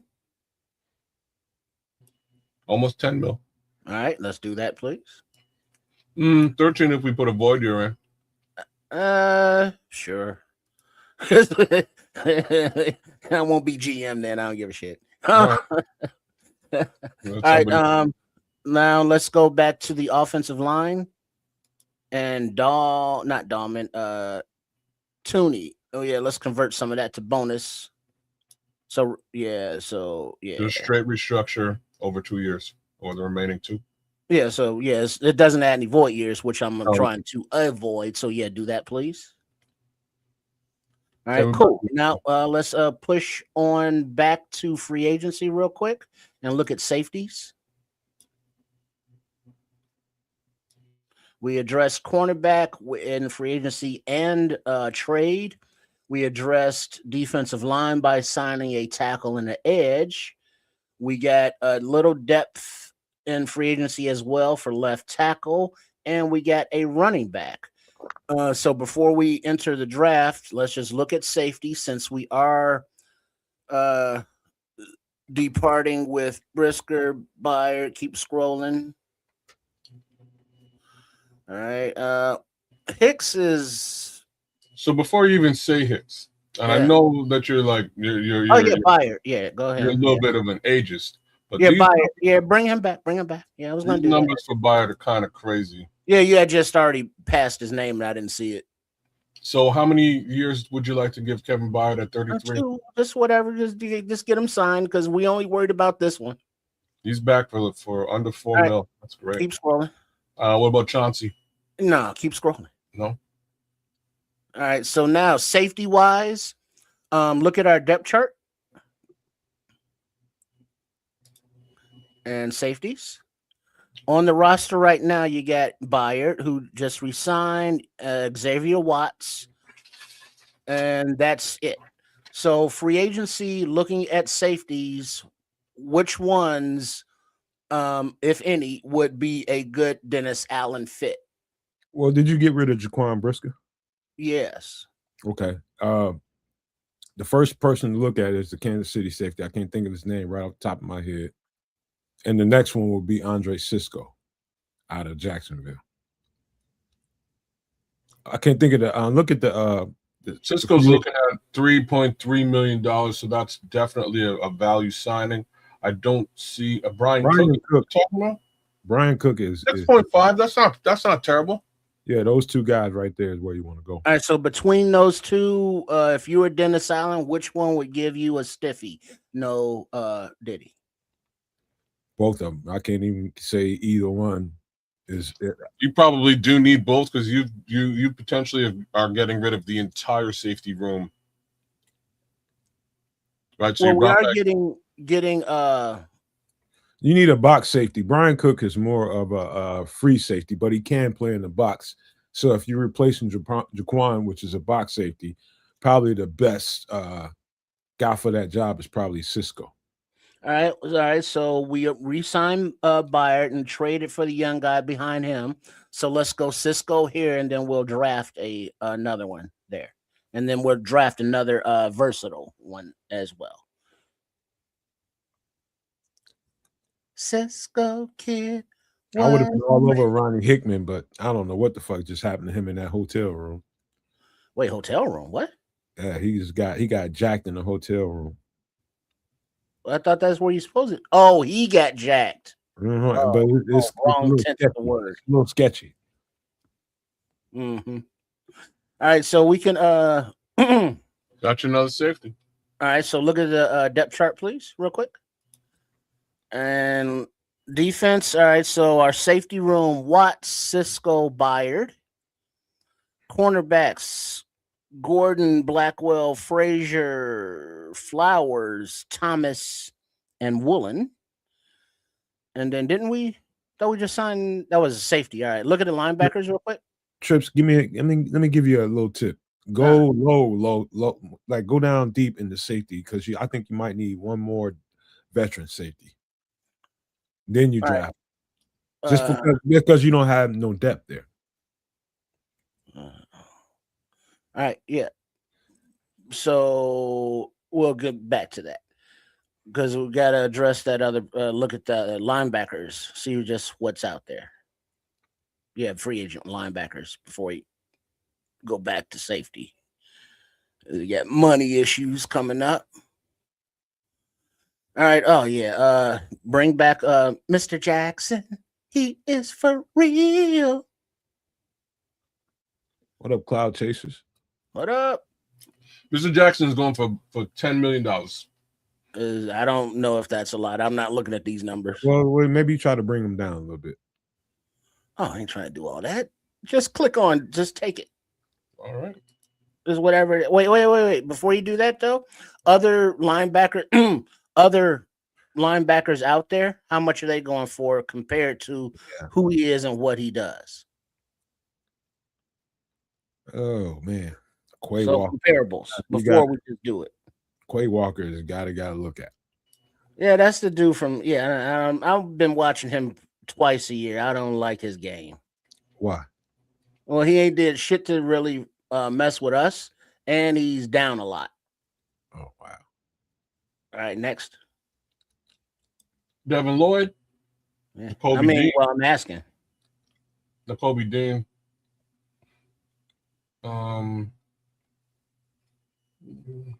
Anzalone. Well, he's considering retirement. He's a little bit older now. That I'm surprised. Kobe Dean's not bad numbers at all, and I know Howie Roseman knows how to draft. EJ Speed. Now we're getting into the weeds here. Denzel Perryman, 34 years old.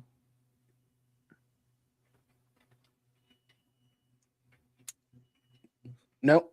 I got 3 names for you, Trips. Go. On the lower end, Mahmoud Diabate. Mm-hmm. Versatile, can play middle, can play wheel. He's got a tender. Caden Ellis played with Dennis Allen. And slow down, kid. You are moving. I'm going back up to Caden Ellis to see what his numbers. And check with Alex Anzalone. Right underneath him. How old is Ellis? So Ellis is 31. Anzalone is 32. Because the other guy I mentioned had a tender on him, so we can't sign him, right? We can't sign him at all. Like we can, but it would cost us a draft pick. I think he's worth it. It's going to be a low level. Well, go? Yeah, see how much of a draft pick.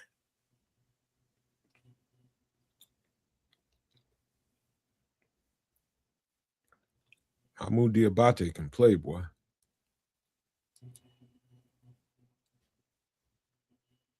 Probably cost you 6 or 7.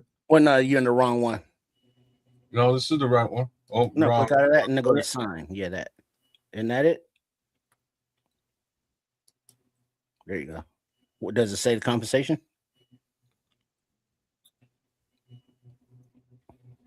Okay. Says Cleveland's unlikely to match it. So you just got to raise the price a little bit more than what Cleveland's willing to give him. Oh, so we don't have to give up a pick then?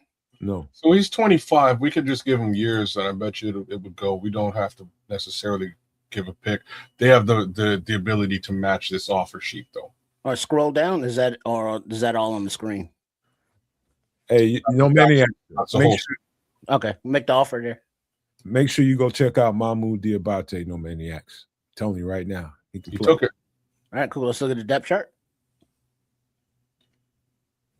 All right, so this is what we're looking at now. Linebackers. There we go.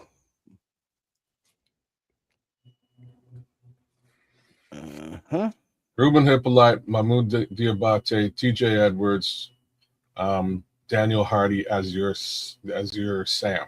Yeah, he's a special teams guy. All right, so let's go to the lobby. Let's go back to cap real quick. To the cap? Oh, cap management. And go to the top. Who are you looking at? Before you commit. Go to top of all. I'm sorry. Yeah, go ahead. No, go ahead, man. Go finish the shit. All right. Let's see. Can't restructure Dale now. Keep scrolling. All right. Jonah is 18. All right. Him. Yeah. Save some there. Void year or no? No, I don't. Well, yeah, void year because I'm pushing it down the road to the next GM. All right. Grady, he's can't mess with that one. And Dahlman, that was the one we are going to do earlier. So, yeah. And then bump those numbers down. Void year or no? Sure. There's that can and there's a road and it's going down. All right, now we can go back to the draft. I'm sorry, enter the draft. Because looking at the depth chart, it's about that time. Did I you just want want to resign DeMarco Jackson? I thought we did the other guy because I was going draft. The Otherwise, other guy, I'm just making sure. yeah. you got Diabate for cheaper. I just wanted to say this, man, just as a personal something to put out there. This is going to be probably one of the more unique off seasons we've seen in a long time in free agency. Why? It's because there was so much turnover in the head coaching. So many coaches got turned over. And what that means for a team like us is more and more opportunity. It's going to be system fits, guys that get moved around, and guys that you might not see it necessarily in a trade scenario, but in the free agency, they're gonna offload some guys that don't fit what they want to do, and cut some contracts. And it's already happening. Tyreek Hill, you got several guys out there that you didn't see going to be out there in the off season that are already out there per some of these coaching turnovers. Hey, speaking of, does Chubb give you a chubby for edge? He got released from Miami. He fits. He fits. He fits. Add him to that list. So I mean, there's going to be options. He's got options, and he's going to sign with whoever he thinks, whatever coach he thinks fits what he wants to do and how he is, man. So I can definitely see him here. 268, 6'3", 6'4". Yeah, he fits. Somehow he's not in this list as an edge rusher. Maybe you got a question, Trips. Paul Martin wanted to know what did we give ATL for Watts? That was a Jalen trade. It'll be in the summary, I assume, because I don't remember offhand. I think it was a Jalen trade. No, he gave them Jalen Johnson. Yeah, there you go. It was a player. Or was it DJ Moore? It was a player. It was Jalen. It was Jalen for a safety. All right, there we go. Yeah, I don't. It'll come back in the summary, which is cool about this. We're trying to run from it. You gave up Jalen for a safety, man. Stop lying. Okay, I don't know. I know it was a trade. I just don't remember who, because we made a few moves. All right, keep going. It'll come up in the summary, because that's one thing about this platform. Stick to the model. It does have that breakdown, so it will recap who traded for what and got what and all that. All right, we in the draft yet? I was just going to ask you, are you any interest in a wide receiver? Well, look at that room right now. The wide receiver room. It's just that you let go of DJ. And let's see. Where am I looking? Roma Dunze, JP Richardson, Luther Burden. Tristan gonna like what I got to say, but the guy to go get look at wide receivers, free agents. Romeo Dobbs, man. Romeo, he's a wide receiver. He is. I wouldn't pay him money. You say you wouldn't pay him money? No, y'all got that bullshit going on, man. I'm sorry, he's a Green Bay Packer. Fuck him. I thought he was a cornerback or some shit. Romeo Dobbs. Yeah. Bro. Oh. You don't take Romeo Dobbs over the Chiefs. I've been doing this shit with you for years. I know, because he was no, that was Melton. What's up, there was a receiver in Green Bay that was a cornerback, and then he was a receiver. That was Melton. What it is, Marlon. So the cheetah exists. He's been cut by Miami. Yeah, but can he even run? Even with a busted leg, he run faster than Romeo Dobbs. Oh, put that out there worldwide, regardless. He'll come like I don't know how he comes back out of surgery and all that. You already got Luther Burden. Do you need? I mean, you don't necessarily need something like that. I'm just saying the cheetah's cheaper than Romeo. Well, yeah, but I want youth and guys that can play, and he can't and is not. Fair enough. Calvin Austin, Tutu Atwell, Rashid Shaheed. You should do that. Yeah. That $2.2 million. Because he's gonna be you can get him and Romeo. Sign him. Yeah, because I would like Shaheed to be returner, primary returner, as well as getting those reps. All right, now let's go to the draft. Okay. No, we don't. Not Dobbs. We're getting Dobbs in the draft. Okay. All right. Continue to draft. You need to Full if you're gonna get Romeo in the draft, you need to target a certain North Dakota State receiver. I mean, what is the skill set that he's bringing? North Dakota State receiver. No, what that Dobbs? What I mean, is he a deep guy? Is he what's his X, Y? What is it? What is it? You need a first down. You need a first down. You can't double team Rome anymore. You gotta get on Romeo Dobbs. And Rome is not at the numbers I just looked at, bro. Okay, all right. I know you want some Romeo Dobbs. I don't want anything. This is Trips' draft. I'm just giving them details. Yeah, I'm good. I understand your suggestion. I'm just saying he's going for $22 million. Y'all got some personal shit going on. Wait, 22? Yeah. Damn. I'm just saying. He's going for $22 million. I just got some studs on their team. How much did we just pay Shaheed? Like $3 million. And you said 22? That's the difference between Romeo Dobbs and Rashid Shaheed. I would say Rashid Shaheed probably fits what you're trying to do leaps and bounds more so than Romeo Dobbs at 22. Like Romeo Dobbs is a thing, but you need a burner who can get deep with it and return kicks, and that's Rashid Shaheed. You're gonna have to draft a receiver, man. Yeah, I know who I want. All right, let's get it going. Start 7-round draft. Here we go. Because I tell you, I've been watching the kid and Berrien from LSU. Mm-hmm. Yeah, that's my Dobbs. Or not now, but he will be up and coming. And there's going to be enough weapons on this team that is like, all right, you want to double team him? Cool, we got him, him, and him. You'll see in a minute. All right, so are we in there yet? We can start the draft. Are you ready? Yeah. You ready?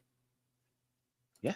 Oh, the draft has begun. Fernando Mendoza is already gone, as is many other human beings. Peter Woods is gone. Caden Proctor's gone. Hey, Trips, before you keep going, I'm gonna give you a little tip. You answered a lot of questions in free agency. There's no particular need. Let's see who's on the board, but there's no real need to take this. And so, if the I got it. All right, so what are our offers? Good, take them. Yeah. What are our offers? I don't like this offer, but here it is. There's only a single offer for the 25th pick in the 2026 draft. Baltimore Ravens get pick number 25 from us, and they're offering pick number 45 plus a future selection to be. Tell you. Slow down, kids. I think you're gonna have to blow this up because I can barely see this. Well, no, hold on. No, stop. Just click on there. No, in the middle, right there. And what does it say? This second rounder, right? 2027 second rounder. Pick 45. You would move back. Baltimore jumps up 20 picks to pick 25. Trip, slow down before you say anything else to him. If you can blow the screen up, nobody can see this shit. If you can zoom into this screen a little bit. Why are you messing with me here? Here we go. Well, that is a pop-out screen, though, too, you know. Just blow it up a little more. There you go. Hey, it's getting better. Mm-hmm. Much better. And now you can't even get the pop-up screen. Yeah, that's too small, too big. What can you do? So just go down, just click it back. No. I meant the screen size. You subtract it like 2 clicks, and then maybe the pop-up be able to pop up. Because when you expanded the screen, you went up like 5 clicks. There you go. That's cool. That's cool right there. That's probably as good as. Yeah, that's probably as big as we can get it right there because the green button is at the very bottom of the screen. Okay. All right. So now that's the trade offer. All right. Let's see who's on the board to drop back 20 spots. Yeah. It's a shitty offer, bro. All right. So on the board, wait, look at our picks. See what we're working with. All right, so we got 25, 43. Yeah, you got pick 43 anyways, right? So that's a low ball offer. So 25, 43, 57, 61. So you got a strong and 62. You got a strong second round presence.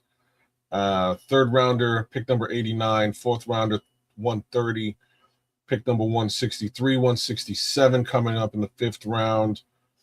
239 in the seventh, and another seventh round pick, 241. Nothing in round 6. So it's not like we have to make any trades, numbers wise.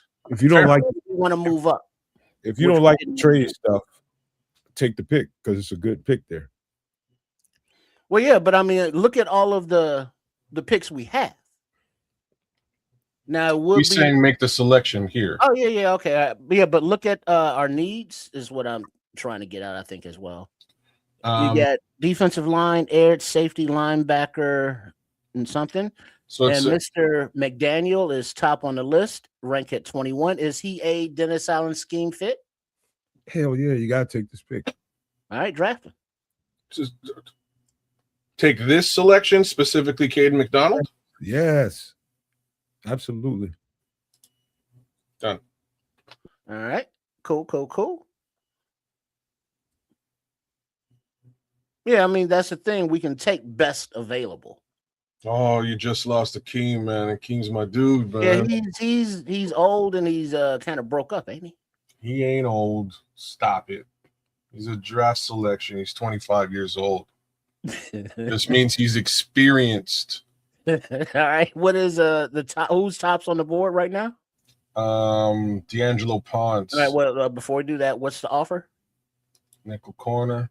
Offers from the hated Green Bay Packers, pick number 43 for pick number 52, and a future third round selection. Yeah, fuck them. All right. So who are they trading up to get?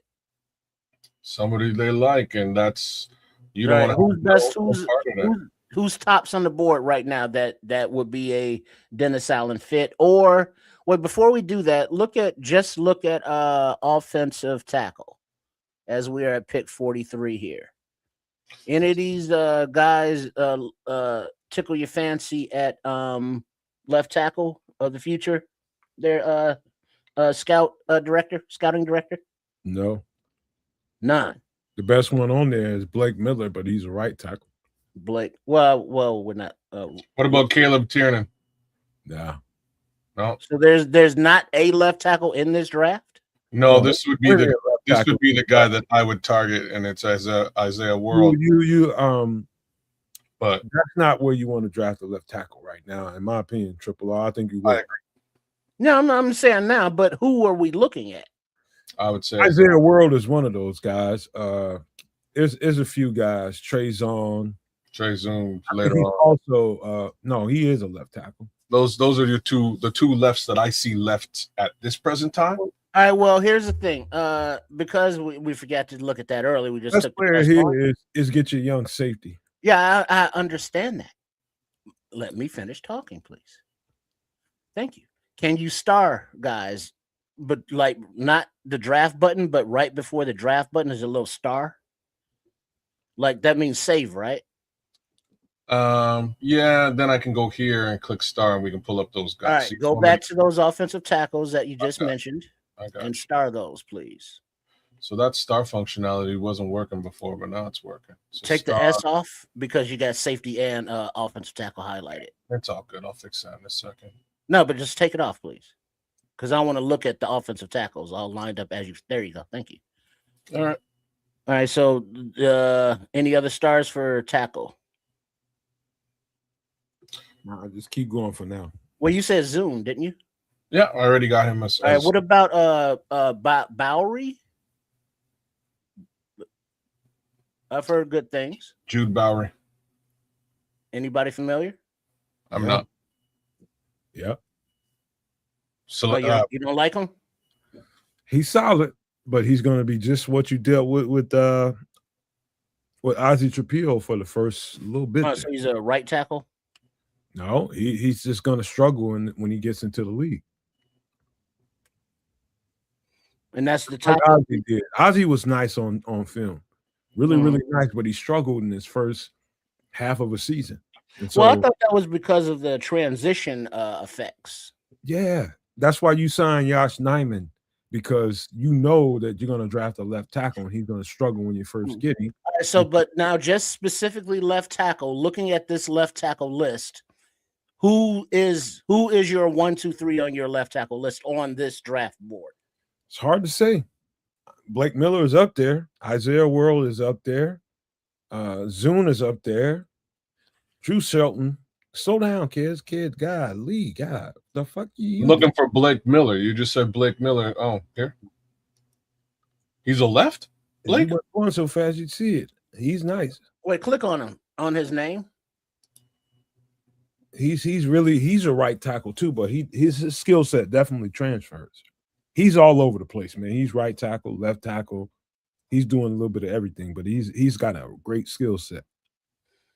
I ain't spending a whole lot of time, but I know about a little bucket full of them. Versatility is shown at both tackle spots, so there's that. Okay, you can close that. All right, yeah. Patrick is saying of those guys, Blake Miller, but not over Pons. Who the hell's Pons? He talking about DeAndre. I I'll forget. go back to all. Pons is a corner. Oh, okay, that's it. Yeah, okay. Go back to the top. Oh, Yeah. him. All right. So look at our picks. We are picking right now at 25. Oh, I'm sorry. We picked at 25. We got at 43 now. So the next one is at 57. All right. So go back to best available. Is Pons considered a Dennis Allen fit?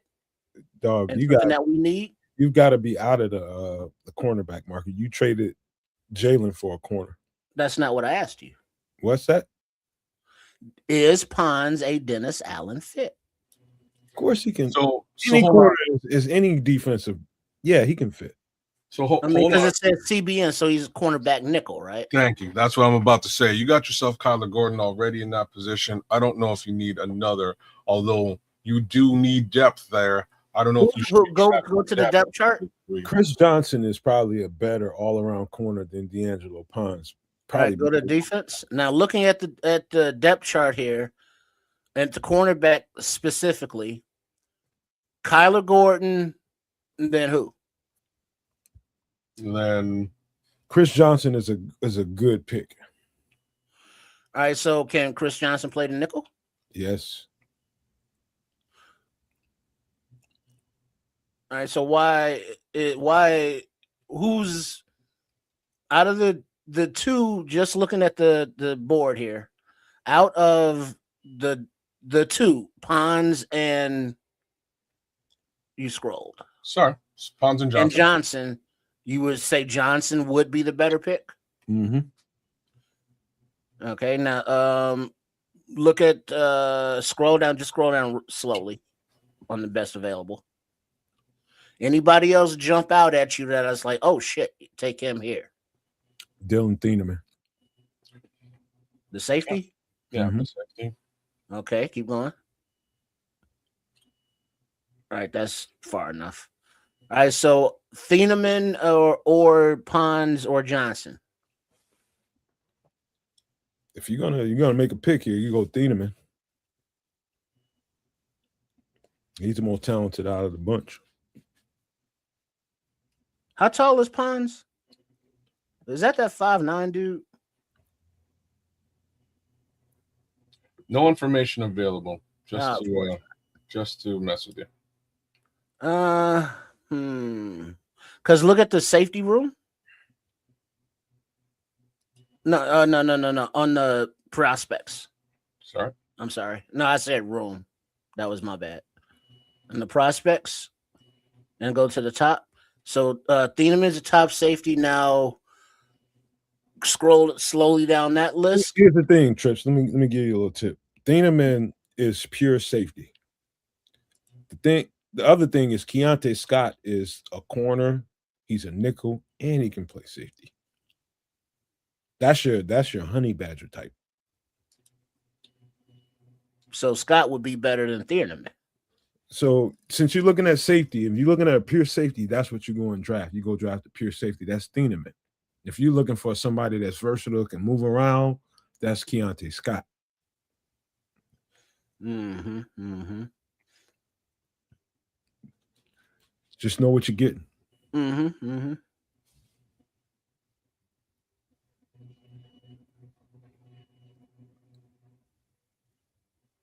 So I threw all three of those guys. That's no more of those safeties or any good. Yeah, just read this. Well, just star the safeties. Just star them that are decent as we go through the room. Well, just read what Paul says. I know we need to have good depth, but how is Thieneman seeing the field if we have Watts, Cisco, and Byard? Exactly. He's right. So maybe we shouldn't be looking at a safety right now. Hold on. Please just go through the rooms and star all of the guys we like. How about that? And then as we come up in the draft, we already know who we got on the board. Thoughts on Jake Galladay? Really, really good. Just as you can just scroll slowly, kids, and as you see somebody to star that would fit in Dennis Allen's system, just shout them out. I was you trips. I'd look at edge. Yeah, I understand. That's a different room. We're in linebacker right now. Kyle Lewis. So these two for sure. What about these two is what I'm asking you. Josiah Trotter and Devontae. Deontay Lawson is definitely one of them. No love for Mr. Trotter. I like him, but I think he struggles too bad in coverage. Okay. You moving so fast, kid. Brother, these ones are all scrolled. That's why I'm moving quickly. They're all starred already. So Torian York. Pick Lander Barton. Okay. Harold Perkins. Perkins for sure. Bryce Fisher. Bryce. Okay. Red Murdoch. Keep going. Wes Weeks, Caleb Elam's, or keep going. Owen Heineke.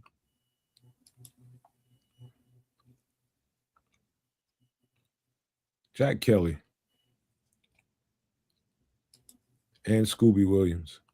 Scooby. Nice. Mm-hmm. Duggar. He's got some length to him. Let's just stop there because we can go super deep into this. All right, so go back to safety, and then click off a linebacker. And now we went through the safety list, right? Or did we get far down on it? I just got a couple here. Kamari Ramsey's definitely needs a star. Genesis Smith, Clark. Genesis Smith, both of them. Zakee Wheatley, Jalen Kilgore, Lewis Moore. Keep going. Deshaun Singleton and Jalen Husky. Okay. We're into okay, we can come back to that. Go to edge.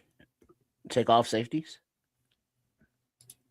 All right, go top of the list and go. Our Mason Thomas is definitely a piece, but I love Romello Height. I love our Mason Thomas. I think he's right there at the edge of. I think they might like him, but he's just a little bit, just slightly undersized.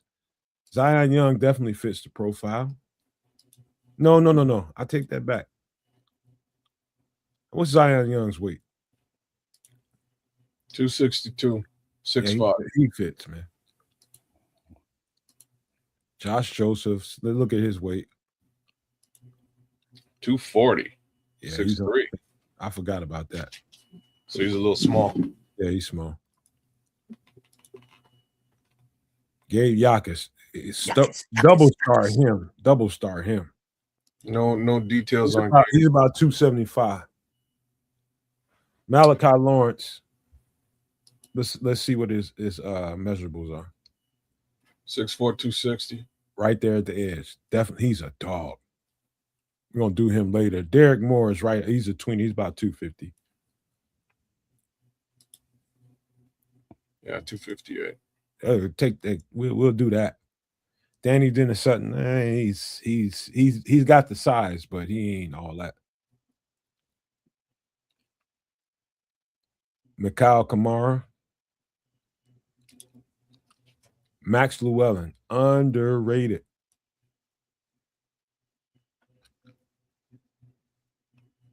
Keep going.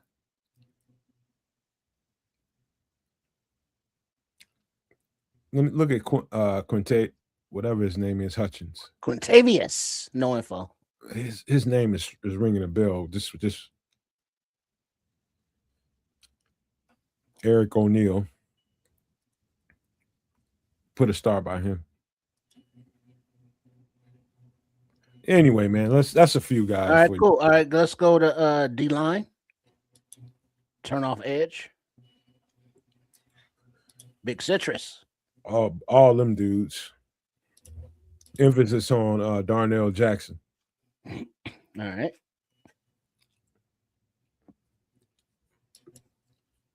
What about these two, Lucas and Halton? Grayson Halton. Dante Corleone. Already got him. Chris McClellan, Tim Keenan. Get him. Both of them? Yeah, and Tim Keenan. Tyreek Sapp, get him. Tyreek Sapp for sure. Zane Durant, get him. Okay. K Park, just peg him.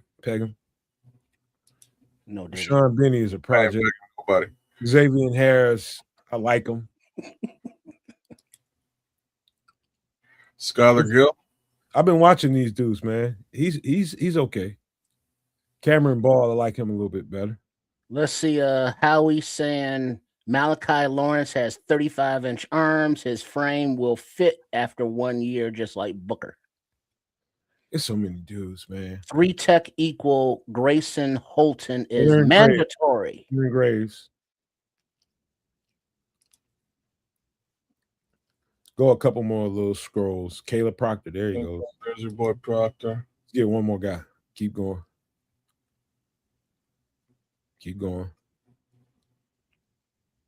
Bryson Eason. Don't do it. Keep going.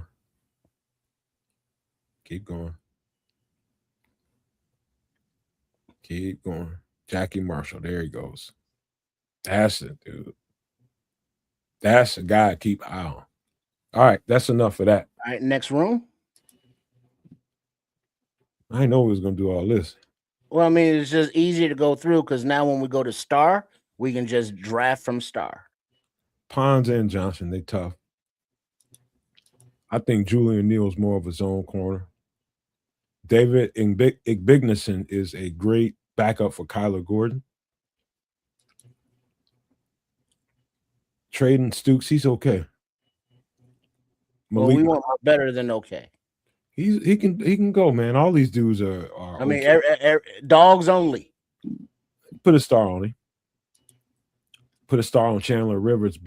Put 2 stars if you can. He's a good backup slot corner. I like Devin Moore.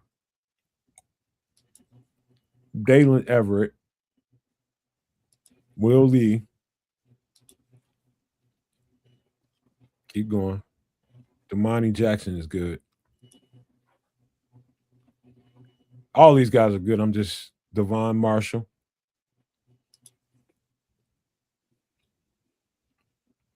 Ephesians Prysock. Keep going.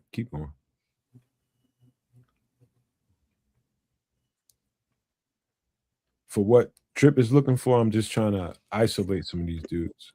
Yeah, this is a Dennis Allen special. All right. If keep going for us. Just one more second. Hold on. Yeah, just keep going. No rush. Marcus Allen's pretty tough. Legendary name, of course. I'm just looking for somebody. Keep going for a second. Mm-hmm. All right, man. All right, next room. If that's it. That is because now is where I'm deferring to the draft scouting director, and we're just going room by room and putting the star next to the name. And now go to the star there, kids, please. Because now when we draft, when we're on the clock, we can just scroll down and we've already, isolated our people. I see what you're getting at. That's a good idea. It's a good idea. So what room do you wish to go to All right, now? well, we just did cornerback, so wide receiver, we're working back from the right. Let's just keep that consistent. I know right now. You don't need to do that, Trips, because you got me, but. Well, but let's just go. You don't want to say you're trying to save time. What? But this does, because now when you are starring these names, you're planting the seeds in the chat, and when people rewatch this, whether it be on the Nomad Network, on Kids of Canuck, or at Sports Chicago Style, also known as Triple R SCS, they're gonna remember these names.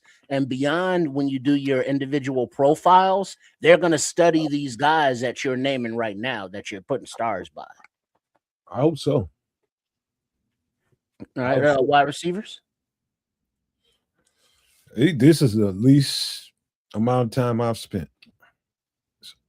All right, well, that's cool, but anybody that just stands out to you, just start. Jeremy Bernard on the top. The name I see right now, Jeremy Bernard. He's a stud. Jacoby Lane's nice too. Antonio Williams, Deion Burks, both of them. Malachi Fields is okay. We don't want okay. No, he's better than okay. I'm just hard. Okay. It's hard to please me. Keep going. Kevin Coleman is nice.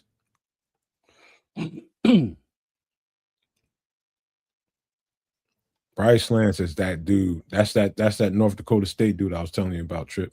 Mm-hmm. Dejon Striblin is nice. That's enough, man. Let's keep going. No, keep going because we ain't get to my guy yet. There's so many dudes here. All right, there he is, Barry and Brown. Aha. All right, tight ends. Now we got acquired tight end via trade. Look at the depth chart, please, kids, real quick, and get a refresher on the tight end room. Poston Loveland, Kalanick, Carlson. Carlson's not supposed to be there if you got to address him, but he's going to be gone. So we're going to be taking another tight end for sure, and probably two, later in the draft. Question you got to ask yourself, Trip. Who you got signed here? Who you got as tight ends? You got Colson Loveland. These are situational guys. So what kind of tight end you get? Okay, well, we want not one of each. We want two of each. We want the Loveland, the athletic type, and a backup for him. And we want your inline, that's him, right? Meyer? Or is that Meyer your inline blocking and also athletic type? Meyer can do both, yes. Meyer's really good. We want four guys that can do both or specialize in like really being a weapon. You don't necessarily need to go after a tight end. Yeah, I understand that. You can get that a little bit late, like way late. But here's a hit. No, man, I understand that. Kids, look at our draft picks, please. Your picks. Scroll down. You see all these upcoming picks? Yeah, tight end is going to be amongst them. Right now, once again, all we're doing is going room by room and putting stars by names. And then we will draft from those stars. So, yes, tight end will be a position that we will be addressing, not early, but yes, there will be a couple guys. Because that's why we have all these picks, to bring in talent at all positions. Go. So anybody here that jump out to you? The first seven. Let's see. Make sure BYU Carson Ryan. That's enough. All right. So all these are, Justin Jolly is the guy you really want. Wait. I don't know. I don't see your Carson Ryan here yet. All right. Well, I don't. Yeah. Okay. Well, we'll just keep getting to him. Slow down, kids. God damn, kids. Well, I'm just looking for Carson Ryan right now. Oh, well, just keep scrolling. Then when we'll see him, he'll jump out.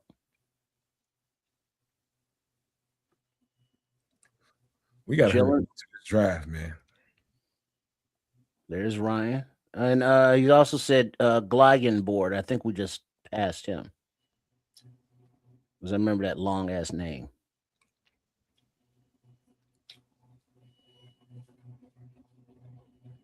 Or the others. There he is. Gillenborg. Get whatever. All right, now let's get to the draft, man. All right, well, hold on. Running back. Take off tight ends.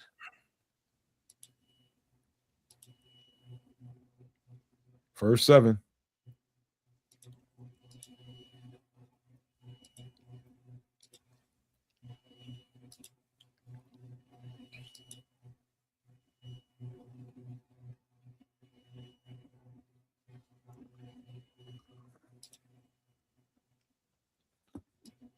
You like I?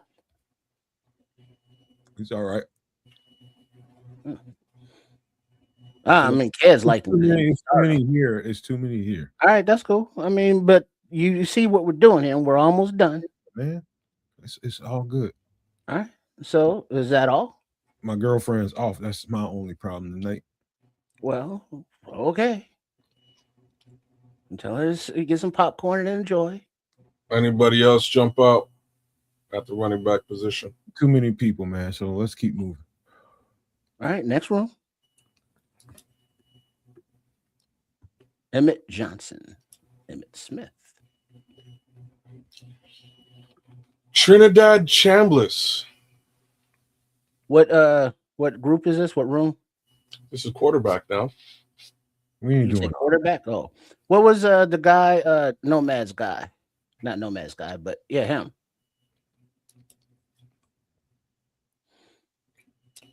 I'll give you the 3 that I would think from a back end perspective might fall. Yeah, It's 3 and because these are the guys that we're developing to replace Tyson Bagent when he's traded next year.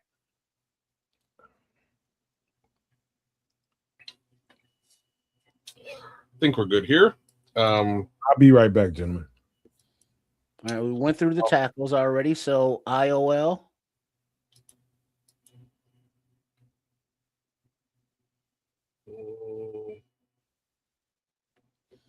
Just do like he would suggest. Anyways, we'll do the top 7, but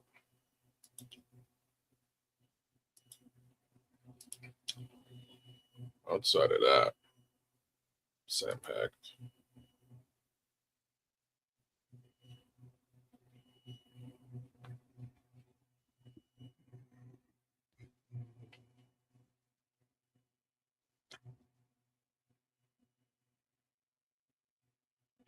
I don't really have anything this deep. No. Dartmouth, from Canada. No kidding. All right, well, all right, cool. To go to All right, that's the whole shebang. Yeah, there we go. All right, now we're ready to draft. So now we go to the stars, right? Or how do you do it? So if we go to star again, D'Angelo Ponte. And then scroll down slowly, just to make sure there's some that are not starred, or are they all stars, right? No, they're all going to be starred if we're under. And they're all different positions. All right, cool. Now this is our draft, so now we can take the best available at every damn position, which will take a hell of a lot less time. Okay, that's what you want to do. So you want to go with well, hold on. Where because we want to wait because we want to make sure that we want because we still have the rooms. It's like, all right, out of these guys, out of these top, guys on the top here, because our next pick is like 57. So, some of these guys ain't gonna be there at 57, obviously. So we want to make sure we're getting who we want. We got to speed it up because the only reason why is because I can't use this. I can't get shorts out of this for free unless we get it under a certain time. Okay, we're at the draft. If you stop rushing me, we'd be done. What do you mean? All right, we go to the top of the draft. Positionally, is this it, top kids? So this is at the very top. Your needs are edge rusher, safety, linebacker, offensive tackle, wide receiver. Cornerback is obviously also a little bit of a need, as I don't believe you have any. I think you just have Jalen Johnson. Sorry, Look at you the just depth. have Kyler Gordon and nobody else at corner. So All if right, we so we look need down at cornerback. That's corner, Tariq Woolen, Zary Thomas. I guess these guys are your left and your right your starter. outsides. Your outside. Here is your inside. So technically, you have what you need and depth with Dallas Flowers, Josh Blackwell, and say Frazier. If you want to draft another one, you can. Question is, do you want to draft it at this present time in the draft, or do you want to select something else of need like safety, edge, linebacker, or tackle? Well, that's the thing. All right. So now out of the stars, out of the what we need, just scout go. Because we've already done it. So positionally, do we go corner here? We take this outside linebacker or the edge?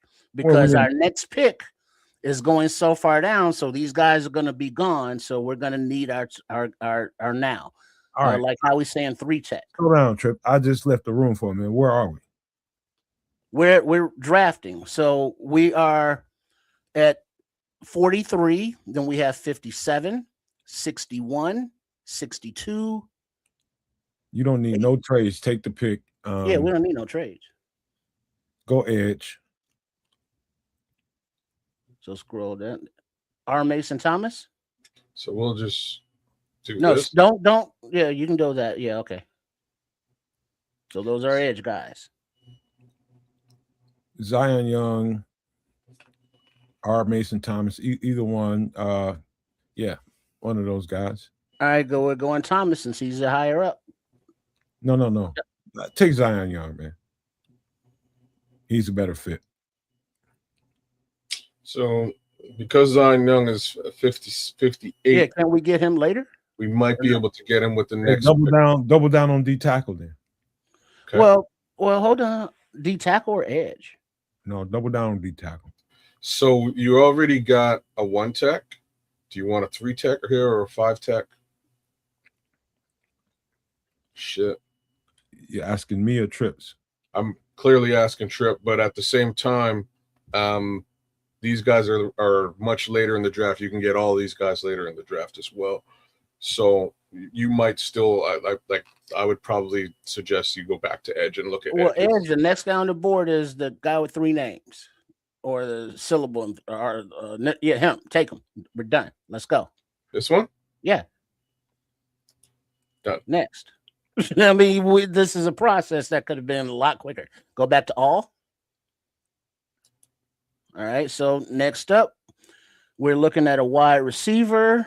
Zion Young is still there, and we can see running back is still there. So out of who's available, when's our next pick? We're at 57 now. This pick right here, Jeremy Bernard. Let me cut the bullshit out. Jeremy Bernard, you traded DJ Moore. And how can you get a DJ Moore type of guy to replace DJ Moore? You get a DJ Moore type. All right, cool. So we're at hold on, kids. Go back to the picks. Right now we're at 57. We have 61, 62. All right, go back to the board. Is that the guy on the board, Bernard? Yeah, get him. Okay. Cool. All right. Next up, go. Position-wise, best available at safety, linebacker, or all the positions of need that we have there. Best safety, best linebacker you have there. Keontae Scott is you did a lot in free agencies and make sure you got safety secured up. So if you're going to get Keontae Scott, you're going to get him as a backup to Kyler Gordon. All right. Well, looking beyond just Keontae, the guys here, what are starters at positions that, or not starters, but can compete for starters, at the top of this list? Who's the dogs on the list? At not safety, since that's shored up a little bit and he would be back up more. Like look at linebacker, or is now when we double up on the interior D line? I think Deontay Lawson is your best pick here. That's your middle linebacker for the next 7 years. Take him.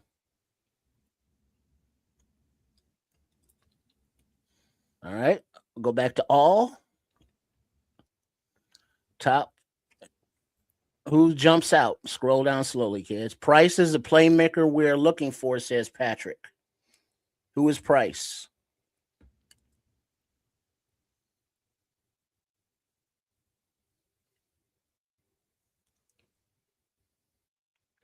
You're in a luxury position, man. So go back to the top.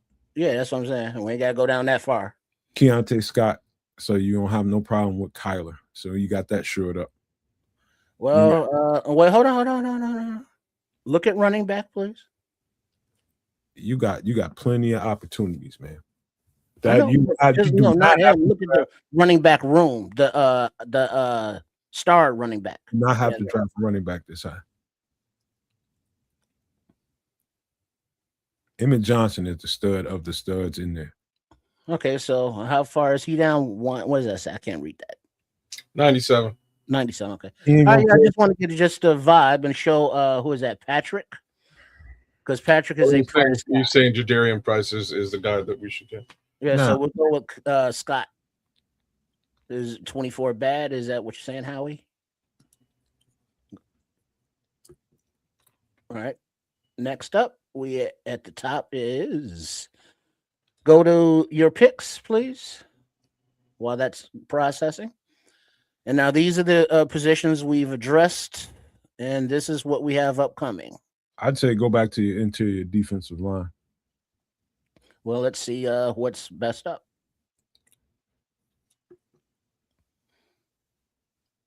Are we at all?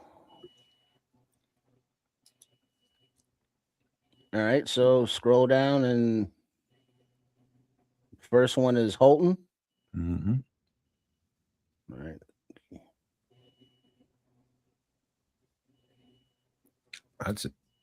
That's man, dog. Would you prefer Holton or Corleone? Did you draft an edge yet? So he's drafted an edge and a one tech already. Okay, get you a more versatile guy on the interior. Is that Corleone? No, I mean he's versatile, but not like some of these. Well, who go back to the top? Who's the versatile guy? Holton. Oh, go to D tackle or D line, whatever it is. It's Holton. Or go to D tackle and D line, or edge and D line, to put them both up.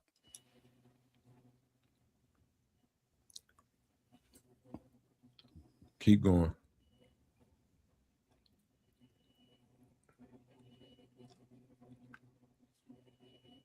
And Kyle Kamara is, and those two guys right there. So slow up. Go to Sapp and those two guys.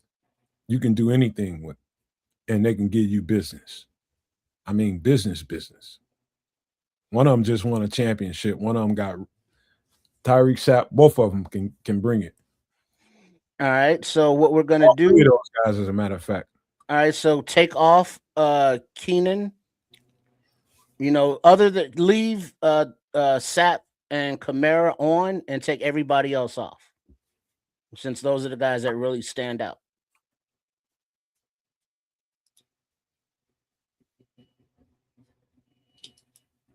Wait. I think you're taking off a little too much there.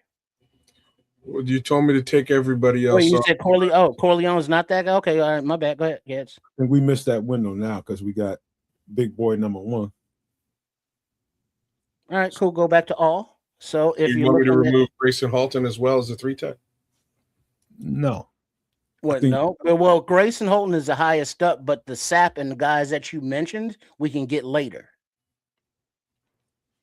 Is my point. Tell you how it is. This is just. So would you want Holton or those other two guys if you had to pick one? Under the circumstances, I'd take the edges. Take the what? The edges. Which one? Holton or say the name? Kamara or Sapp? Mikal Kamara. All right. Well, we're not taking them now. So go back to all.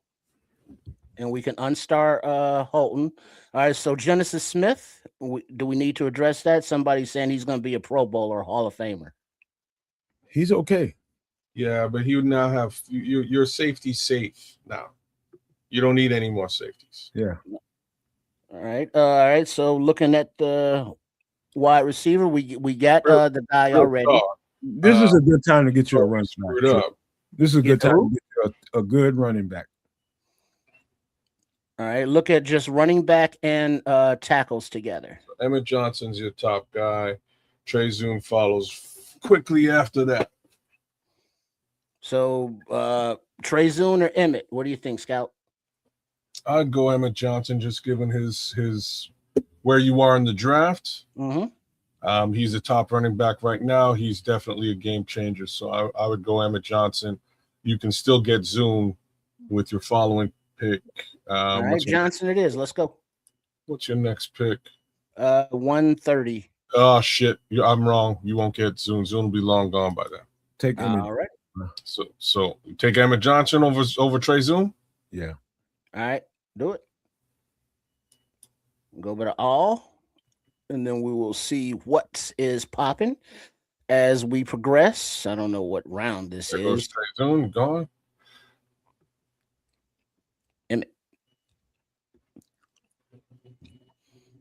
All right, so our stars are dwindling off the board. Might want to go double up on edge. There goes your Mikel Kamar just left as well. I told you, man. Get you an edge, man. So he's got an edge. You got the one edge. If you want to get a second edge, What was the one edge? Mason Thomas.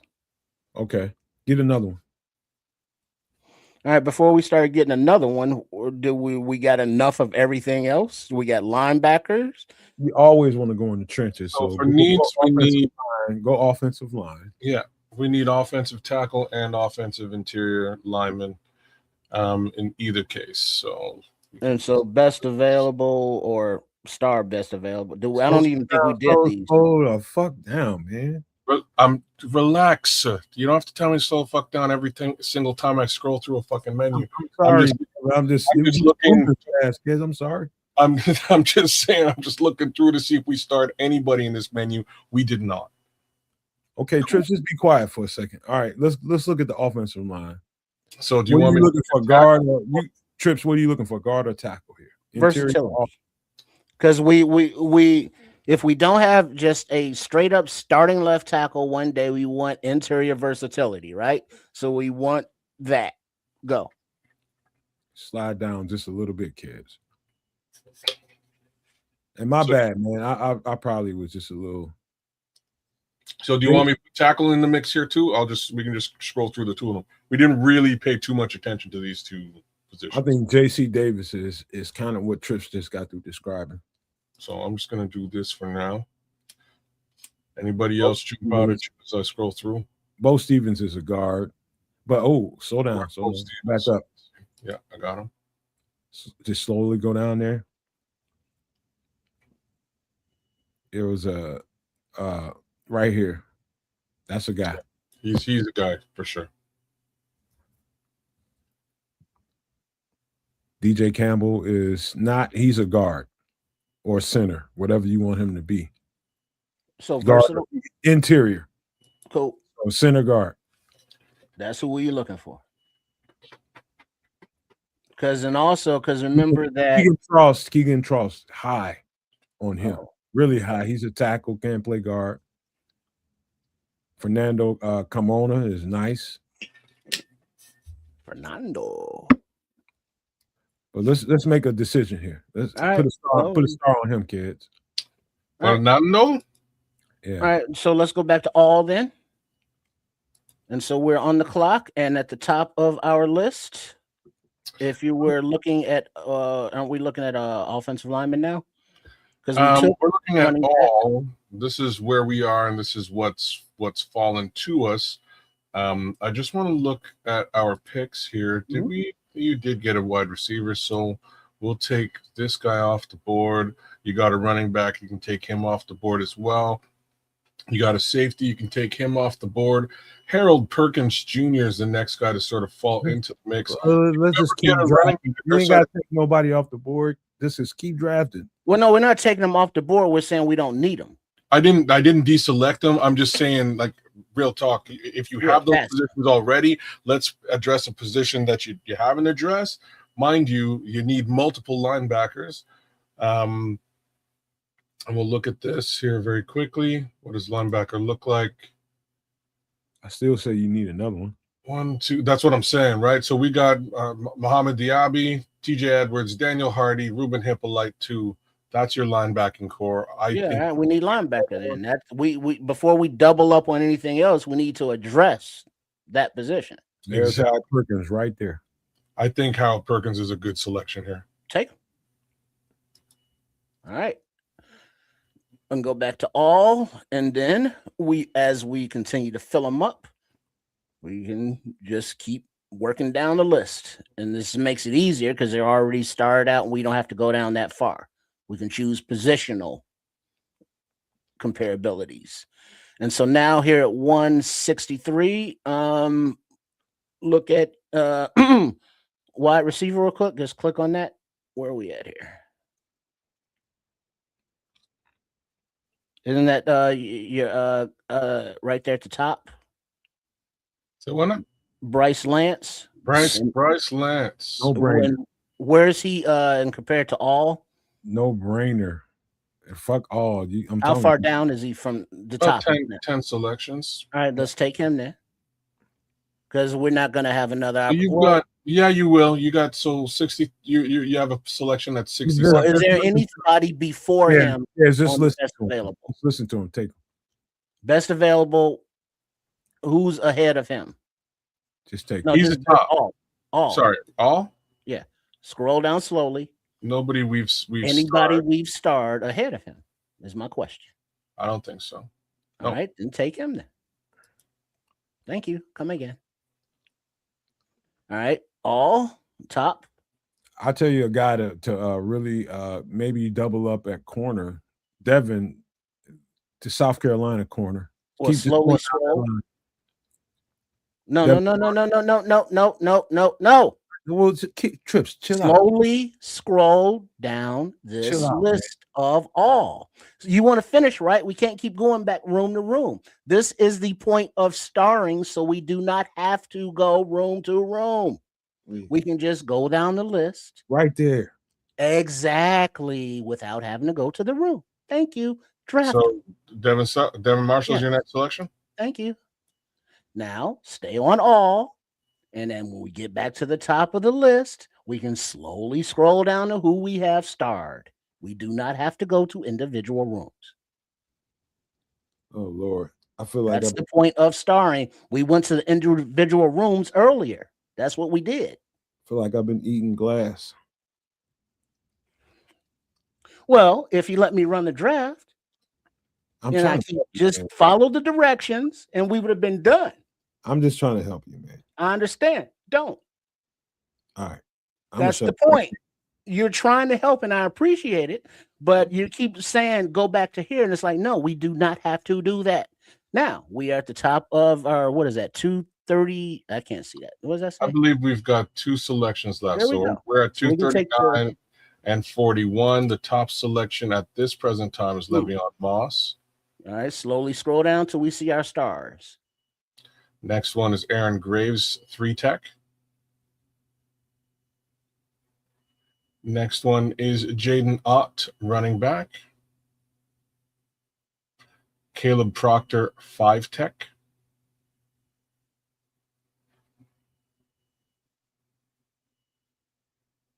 Luke Altmaier, quarterback. We got a quarterback, right? We did not. Barian Brown, wide receiver. Well, that's the guy. Okay, we didn't get quarterback. We got to get quarterback. Go to quarterback. Who's the best available quarterback we got starred? Luke Altmaier. Take him.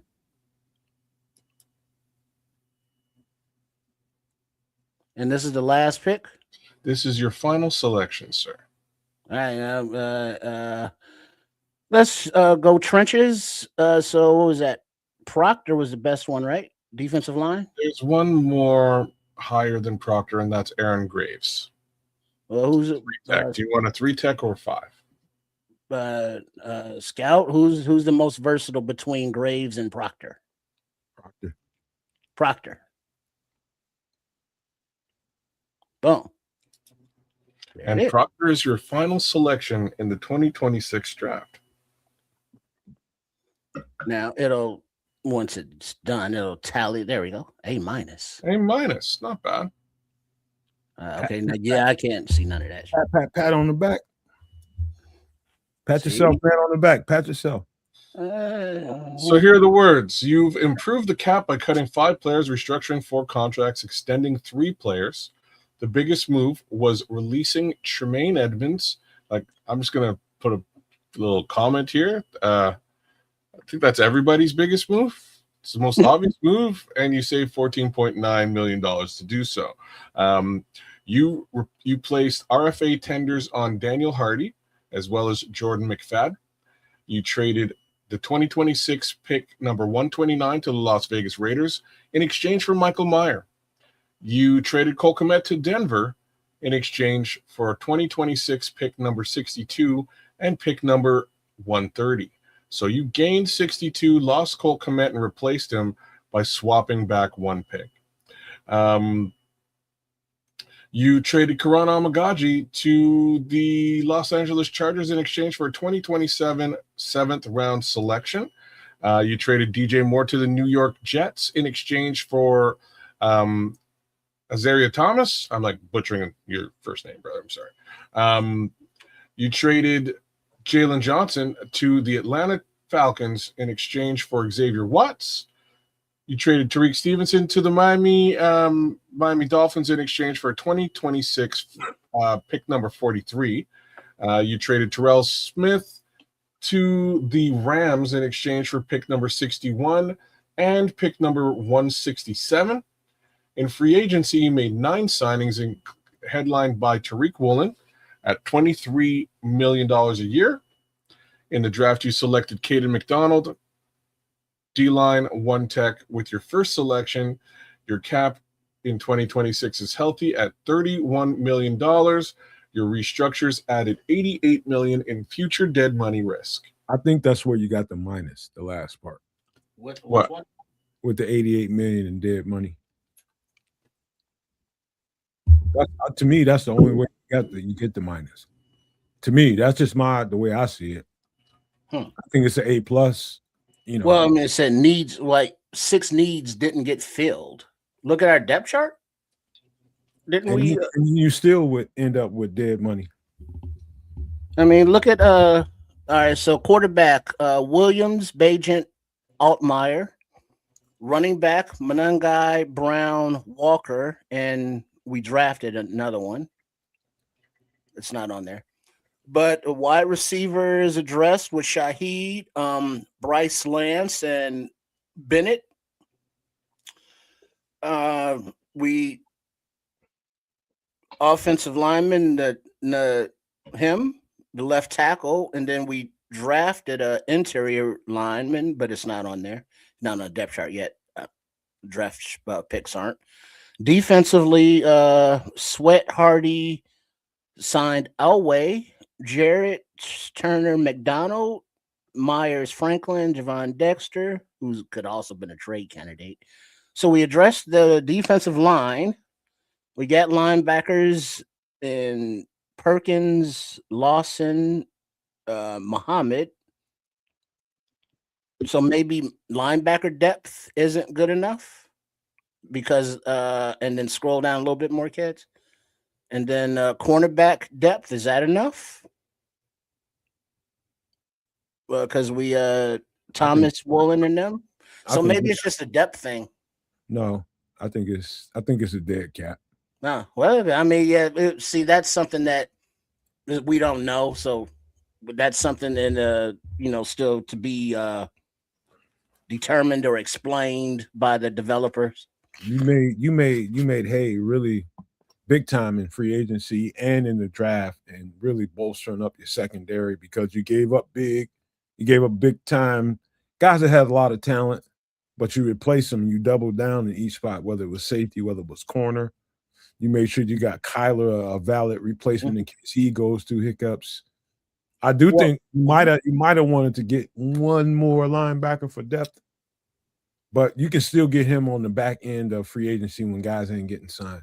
Right, that's why it's got $31 million in the kitty. You got Owe and John Franklin Myers. That's going to help your defensive line tremendously. So I get why you get the A- trips. It's a good job. You prickly. But now look at the draft as you go down. Looking at the just the draft picks, what I was trying to do on speed, but kept getting a little derailed there. Was just identify the scheme fits, hence the stars, but the youth behind the veterans that we have, it seems like a double up at almost every position. Which is how teams get over the hump, Trip. So right. Which is why Philadelphia is so good all the time, because they do exactly that. I mean, because looking at the wide receiver room, just cares go to the top depth chart, or just looking at that wide receiver room. Now, yes, we lost DJ Moore in trade, but now we gained Bryce Lance, Jermaine Bernard, and Rashid Shaheed. I would consider that room upgraded. Do you concur? No, because you got rid of DJ Moore, and DJ Moore is 101. Well, he ain't gonna play forever. I'm just saying. Nobody is gonna replace DJ Moore, but can these guys make a name in the league of their own? Absolutely. Jeremy Bernard is probably one of your closest comparisons to DJ Moore. He's strong, big, but he's got better hands. DJ Moore sometimes is a body catcher, and for to that regard, he could be, as a receiver, a little bit more of an upgrade. His catch radius is really good too. And so, yeah, you got some guys that have potential. DJ Moore's proven. Maybe that's why. That could be another reason why you got the minus, but for letting right, I get that. The veteran presence and the proven factor versus the prospect factor. I understand that, but you got to roll the dice there. And so the rest of the draft, the defensive line, with the free agent signings of Alway and Franklin Myers, and then the draft picks of McDonald and everybody else, that defense should be pretty conducive to what Dennis Allen wants to do with the positional versatility too, correct? True. I like the idea how Bear says Luther Burden's going to get his targets. Yeah, you set the scenario up to do that. And, I'd say this, man, before any last thoughts on this draft before we get ready to wrap this up, because I think it's pretty good. I think the A- was accurate. I do think the dead cap is, if I had my instincts tell me that's what it is, but I could be wrong. Could be other things. This is a good draft, man.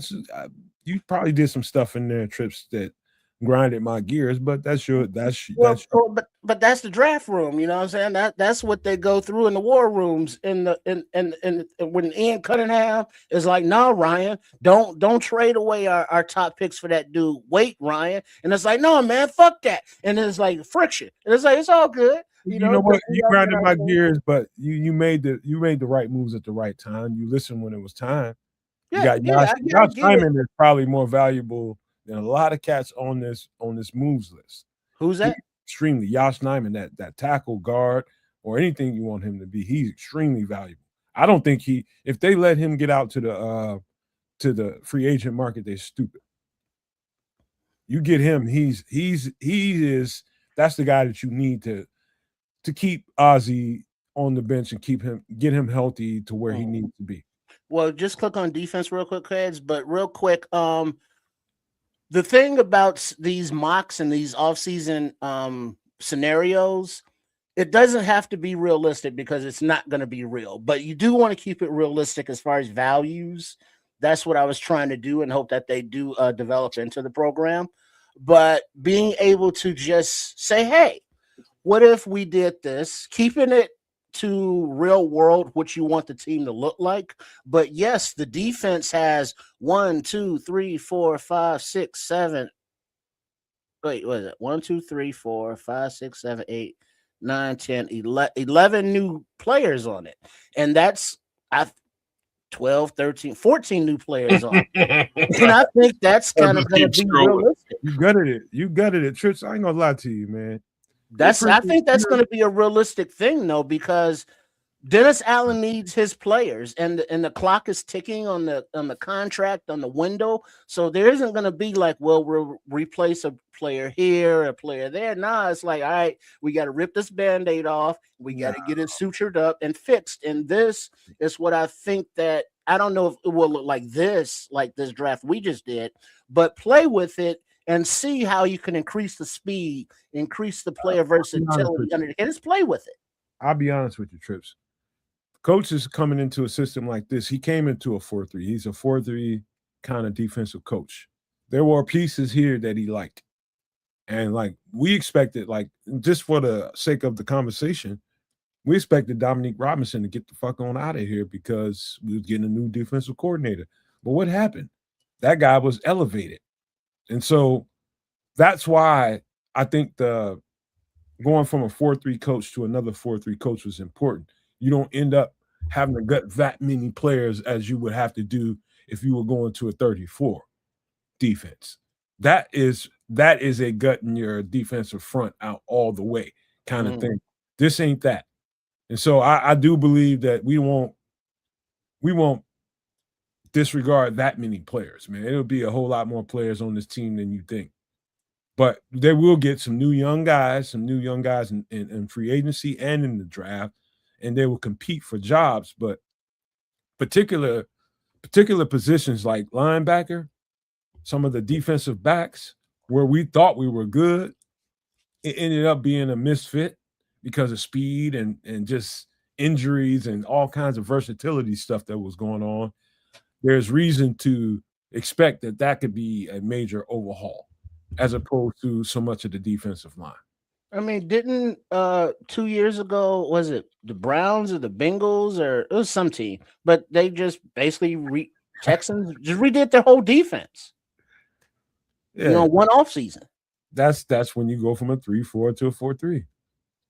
Well, yeah, the positional thing, but yeah, I mean, we kept sweating all that, but yeah, it was fun doing this, and so stick to the model, .com, play with it, do some different scenarios, draft different positions, and it's fun. It's you see how you get heated about it. It's like, no, we need this guy, we need this position, and that's kind of a real life scenario that happens. So look at some different things and ways, because I've heard Greg Gabriel say it. I've heard other interviewers say it, but front office staff do things with these. They do the mock simulators. They work through scenarios themselves. So, it's the same tools they're using basically, except, I guess they got the premium and all that. I would think. Yeah, everybody messes around with it, man. But let's get ready. And I'm just going to highlight this, man, because man, my boy cares, man. I love you, boy. I love you, boy. Because I swear to God, I punch Trip in his fucking shit, man. I swear to Trip is prickly as shit, man. And Kez has got a certain amount of patience that I love about him, man, because he's durable like that, man. And so what he's trying to say is you're an asshole tonight, and fuck you. Real talk. It was fun. It was fun. I just looking at your draft. I don't see Dennis Allen saying, like, walking into the building and just basically saying, like, everybody got to go. Like, everybody goes. That's just my little 2 cents on it. My other little piece. I just want to say, Trip, something Patrick said. I appreciate your DNA, man. You got a lot. Me? Thank you. I appreciate it as well. Sorry, Howie R. Bear said that's all for DJ Moore, and that's the only other thing that I was like you have a player and he's got a massive contract. You could have really addressed edge with that trade, and instead you were just like, fuck this, he just needs to leave the building. Well, but it wasn't that kind of attitude about it. It was more it was personal. I wasn't trying to go through, if you notice, unless it was offered or somebody said specifically, I wasn't trying to go through team by team looking for edges to trade. It was personal. You want them gone. But that's part of what I'm saying. Like it when you have an asset, a valuable asset, and you want to liquidate that investment, you generally look for something that is of value. And yes, picks are of value, but given the at cap the time, responsibilities out my value comes from the picks and from the cap savings, and from the receivers that we took. We can get that production back because there's some home run hitters in there. you definitely got the production back, or at least in my opinion. All I gotta say is to Kids of Canuck in Canada, in the name of every No Maniac and all Bears fans across the globe, bless up, bro. Because you a real one. Because I punched the shit out of Trips, man, tonight. I'd have hit him in his shit. I bring the best out of it. He was a very shrewd GM. He got the job done, and there was cap savings across the board. I do also question how many Pro Bowlers we have left on the team, but I guess Joe Tooney is the guy, and Darnell right down the road. But you got rid of a whole bunch of good players, and hopefully this new blood takes care of business. But that's the thing, though. You got to give up good players to get good players, or you know what I mean. You can't keep all the good players and then acquire more good players, and we're gonna keep all the good players. Just don't work like that. For Max, Howie, you're crazy. In real life, would you consider DJ and Montez for Crosby no picks involved? No. No. That's wild. No, we're sacrificing. Like, here's the reason why it's super wild, Howie, is just I don't know if the Raiders could even you're giving up two massive contracts for one big contract. Yeah, because that's $50 million in exchange for $25 million, basically, and then no picks. Montez and DJ ain't no spring chickens. You're giving up two money players for a guy that may or may not play this season. Yeah. But I can see Raiders obviously teams will want DJ because of him and all that is encompassed with him. And it's like, all right, well, if we just look at it from the asset perspective, when is a time that it's like, okay, we need to, get Caleb comfortable with the next wide receiver because DJ's aged out or priced out. That's next season or the season after that. When is his peak value tradable time? Not on field value, but tradable value. All right, man. I'll tell you what, man. The exit strategy. What is it? Yeah. I'd say this, man. Before we go around the horn and give some blessings, man, before we get out of here, I say this. Triple R is different. It's because that's his personality, man. And one thing I know about these two guys, man, they my brothers. And knowing what brothers have to go through in real life, man, it's just personality stuff. And you learn to meet people where they are. And that's what Kids did tonight. And he met Triple R where he was, and Triple R had his mind made up on what he wanted to do and how he wanted to do it. And Kids facilitated that for him. With me just sitting here I'm just like window dressing in the thing, but devil's advocate. We just learn to appreciate each other because you know what? Deep down, I know these two cats, man, and they're good people. And they're I love them, man. I love both of them. Just being the people they are, man. And different parts of their dynamics of their personality shows out at different times. Like Kids' patience really showed today. Trips' prickliness kind of came through today. And Kids' counter to that is his patience, man. And it's a great thing to watch. The dynamics are extremely good to see, man. And I just appreciate both of them. Well, but no, Matt, on that point, just real quick, and then we got to go. But the situations, the roles were reversed because I was more prickly because I was emotionally involved in doing it. We know it. Whereas Kids was just running the tech shit. And last week when Kids did his, he was more prickly because he was emotionally involved in doing it. And I was chill because I was just running the tech shit. Kids ain't prickly like that. Nah, he's listening. He's listening. No, you're a prickly motherfucker. Shut up, man. You prickly. Stop playing, man. You Now, trying to I'm prickly. This is some bullshit. And anyways, I'm messing with both of y'all. It was a good go. I'm like I say, I'm kind of surprised that you were able to basically gut the team and bring it back to to full bloom with fresh new blood. I think that was really what you had in mind. I did not have that vision going into this. That was your vision, and I think you executed it swimmingly. So it did come out. It came off really well, man. Yeah. And what I love about Trips is he was ready to listen when it was time. He wasn't listening when he came to his little bucket full of guys that he wanted to get rid of. He wasn't hearing shit. Nothing. When it came to DJ, Terrell Smith, Tyreek Stevenson, who else was it? Help me out, kids. It was DJ, Terrell, Amagaji. Kiran Amagaji. He wasn't hearing shit. he wanted Noah Seal gone. So Period. Somehow I Noah forgot Seal. about Big Dex. He was on the list too. Yeah, I thought you was gonna do it. I thought you was gonna do that. I just forgot. Just overlooked him. All right. Howie Arbear says last idea for y'all. Like offensive duo every Sunday. They just overlook him. He says Howie Arbear says last idea for y'all. Would you consider Montez, Rome, Jonah for Max Crosby, JPJ? Who was JPJ? Jackson Power Johnson, the center. Oh, you wildin', Howie. So you and Trip should get a room, Howie. Edge and a center for an edge, a wide receiver, and a guard. You wildin'. Nah, but you see, you can do that in the offseason mocks. Howie can do all that shit. And it will work. See, do that shit, Howie. Yeah, y'all. But no, I wouldn't.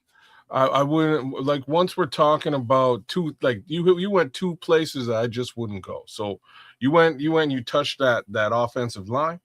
I wouldn't be touching that offensive line. I wouldn't be trading anything from that line. You know what I mean? That line looking real good. Finally, I wouldn't go tinkering there. We still need to address left tackle there, so there is that. The other piece is, Rome. I ain't touching these brand new youthful wide receivers either. Like, those are the two areas that I kind of have less of a penchant for trading. But like, Montez is technically on the block. Like, you know what I mean? Like, if I can get somebody to take it and I get something good in return, like, I wouldn't be opposed to that. Hey, you guys, don't forget, Wednesday night at 8 p.m. Central, you got some extra sauce where we cover it all. And we're going to really put our foot into the Bears conversation. I'm thinking just because we're in that dead period and we're getting ready to enter that combine phase, it's important to really put it down on the prospects that are out there. And so we put up 3 tonight to talk about, but probably double that down, talk a little bit about some of the players in the draft, and that'll be our Bears coverage for that show. Because I do think we haven't put it down like we did last year, because I'm a little bit limited on time as opposed to I was last year. I just got other shit going on, and I'm gonna do as best I can. But we're gonna get some players in there, man. Some sleepers. We're gonna get some guys that are out there being talked about. We'll give you guys our take on them all. But Wednesday night, you want to definitely come in for that show, because we're going to dig in real tough on the Bears conversation with some of the prospects that Ryan Pose and them are going to be down there looking at the combine, and maybe some other guys. But you guys, make sure you're here at 8 p.m. Central. It's probably the best show, in my opinion. It's the best show on the internet when it comes to variety, because we cover a lot of ground on that show, man. And I appreciate you guys for being here and allowing us to be able to do it. But more importantly, I appreciate these two guys right here for always bringing what they have to the show and doing it the right way, man. This was good, man, because personalities cross, and we have a good time doing this stuff, man. Just letting you know, man. We all need an outlet, and the Nomad Network is that for a lot of people. I get that comment all the time. You guys are my therapy. And so I just wanted to thank the people that support us, and on Sports Chicago Style, on Trips' channel, and on Kedz's channel at Keds Canuck. All the people that support what we do, we just want to say thank you, man. Praying hands and blessings to all you guys, and keep up the good spirit, because we need y'all. None of this shit happens without you, and that needs to be said, and said loudly. None of this stuff happens without you. And so before I pass it on to Keds and Triple R for some closing remarks, just wanted to say We appreciate every last person that's a part of what we do over here, man. So thank you guys. Passing on the kids. Thanks for coming out to all the No Maniacs out there, Mr. Mayhem, How We Are Bears, Patrick Higgins, Minister Charles, you name it. Thank you guys for spending your Sunday with us. Other things to jump through and get out of real quickly. Let's hope they can figure out a way to keep these Bears in Illinois. I know I'm out here in Canada, but it's kind of important to me that they stay there. I would like it if somebody can figure that shit out sooner or later. Indiana, if that's the case, then same token, I will continue to bear the fuck down. So just leaving it out there for the rest of the world. But we'll be paying close attention to what goes on. As of tomorrow, I guess we're looking at that combine. So combine's coming in hot and heavy, and we'll start to pay a little bit more and closer attention to how these players perform and what their performances at the combine look like. I know Nomad probably doesn't give a shit, which is usually his stance. Yeah, that's usually your stance, which is fine because, again, a couple of minutes at the Dog and Pony Show versus looking at full-on film are two completely different things. So take it for what it's worth. Enjoy the Dog and Pony Show nonetheless. It should put some folks on your radar, but go back, take a look at the film if you're interested. That's really where you'll get the most out of the upcoming week, right? So that's my 2 cents for the night. Catch you guys on Wednesday where we talk about God knows what and a little bit of Chicago Bears. Trip. All right. Shout out to everybody for coming through, whether it be for a little short time or for a long time, whether you're watching live or will watch in the future on demand. Make sure you are subscribed to all 3 channels, the Nomad Network, at Kids of Canuck, and at Triple RSCS, Sports Chicago Style. And we look forward to you on all of the content we put out into the future to watch it and enjoy it. Hey, that's all. All right. I just wanted to give this. I want to spend this little moment here to again thank my bros here, and more importantly, y'all's people, man. The people that allow y'all to do this stuff, and for the sake of conversation, while I say that is because I have a significant other that allows me to be me and allows me to do the things that I love, and that's one of the things that I love is being with y'all. I'm talking about you two cats right here. You two cats and spending time doing this Bears thing that we all love to do. It's so much joy that we get out of it. And the fact that we have a community that really receives it.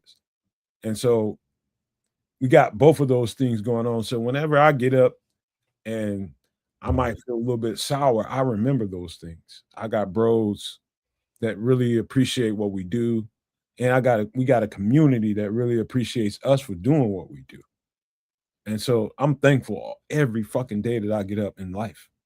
For if not nothing else, I've got you guys, man. I've got you guys. And that's saying a whole lot more than a lot of people in the world. And so be thankful, man. We are lucky to have each other.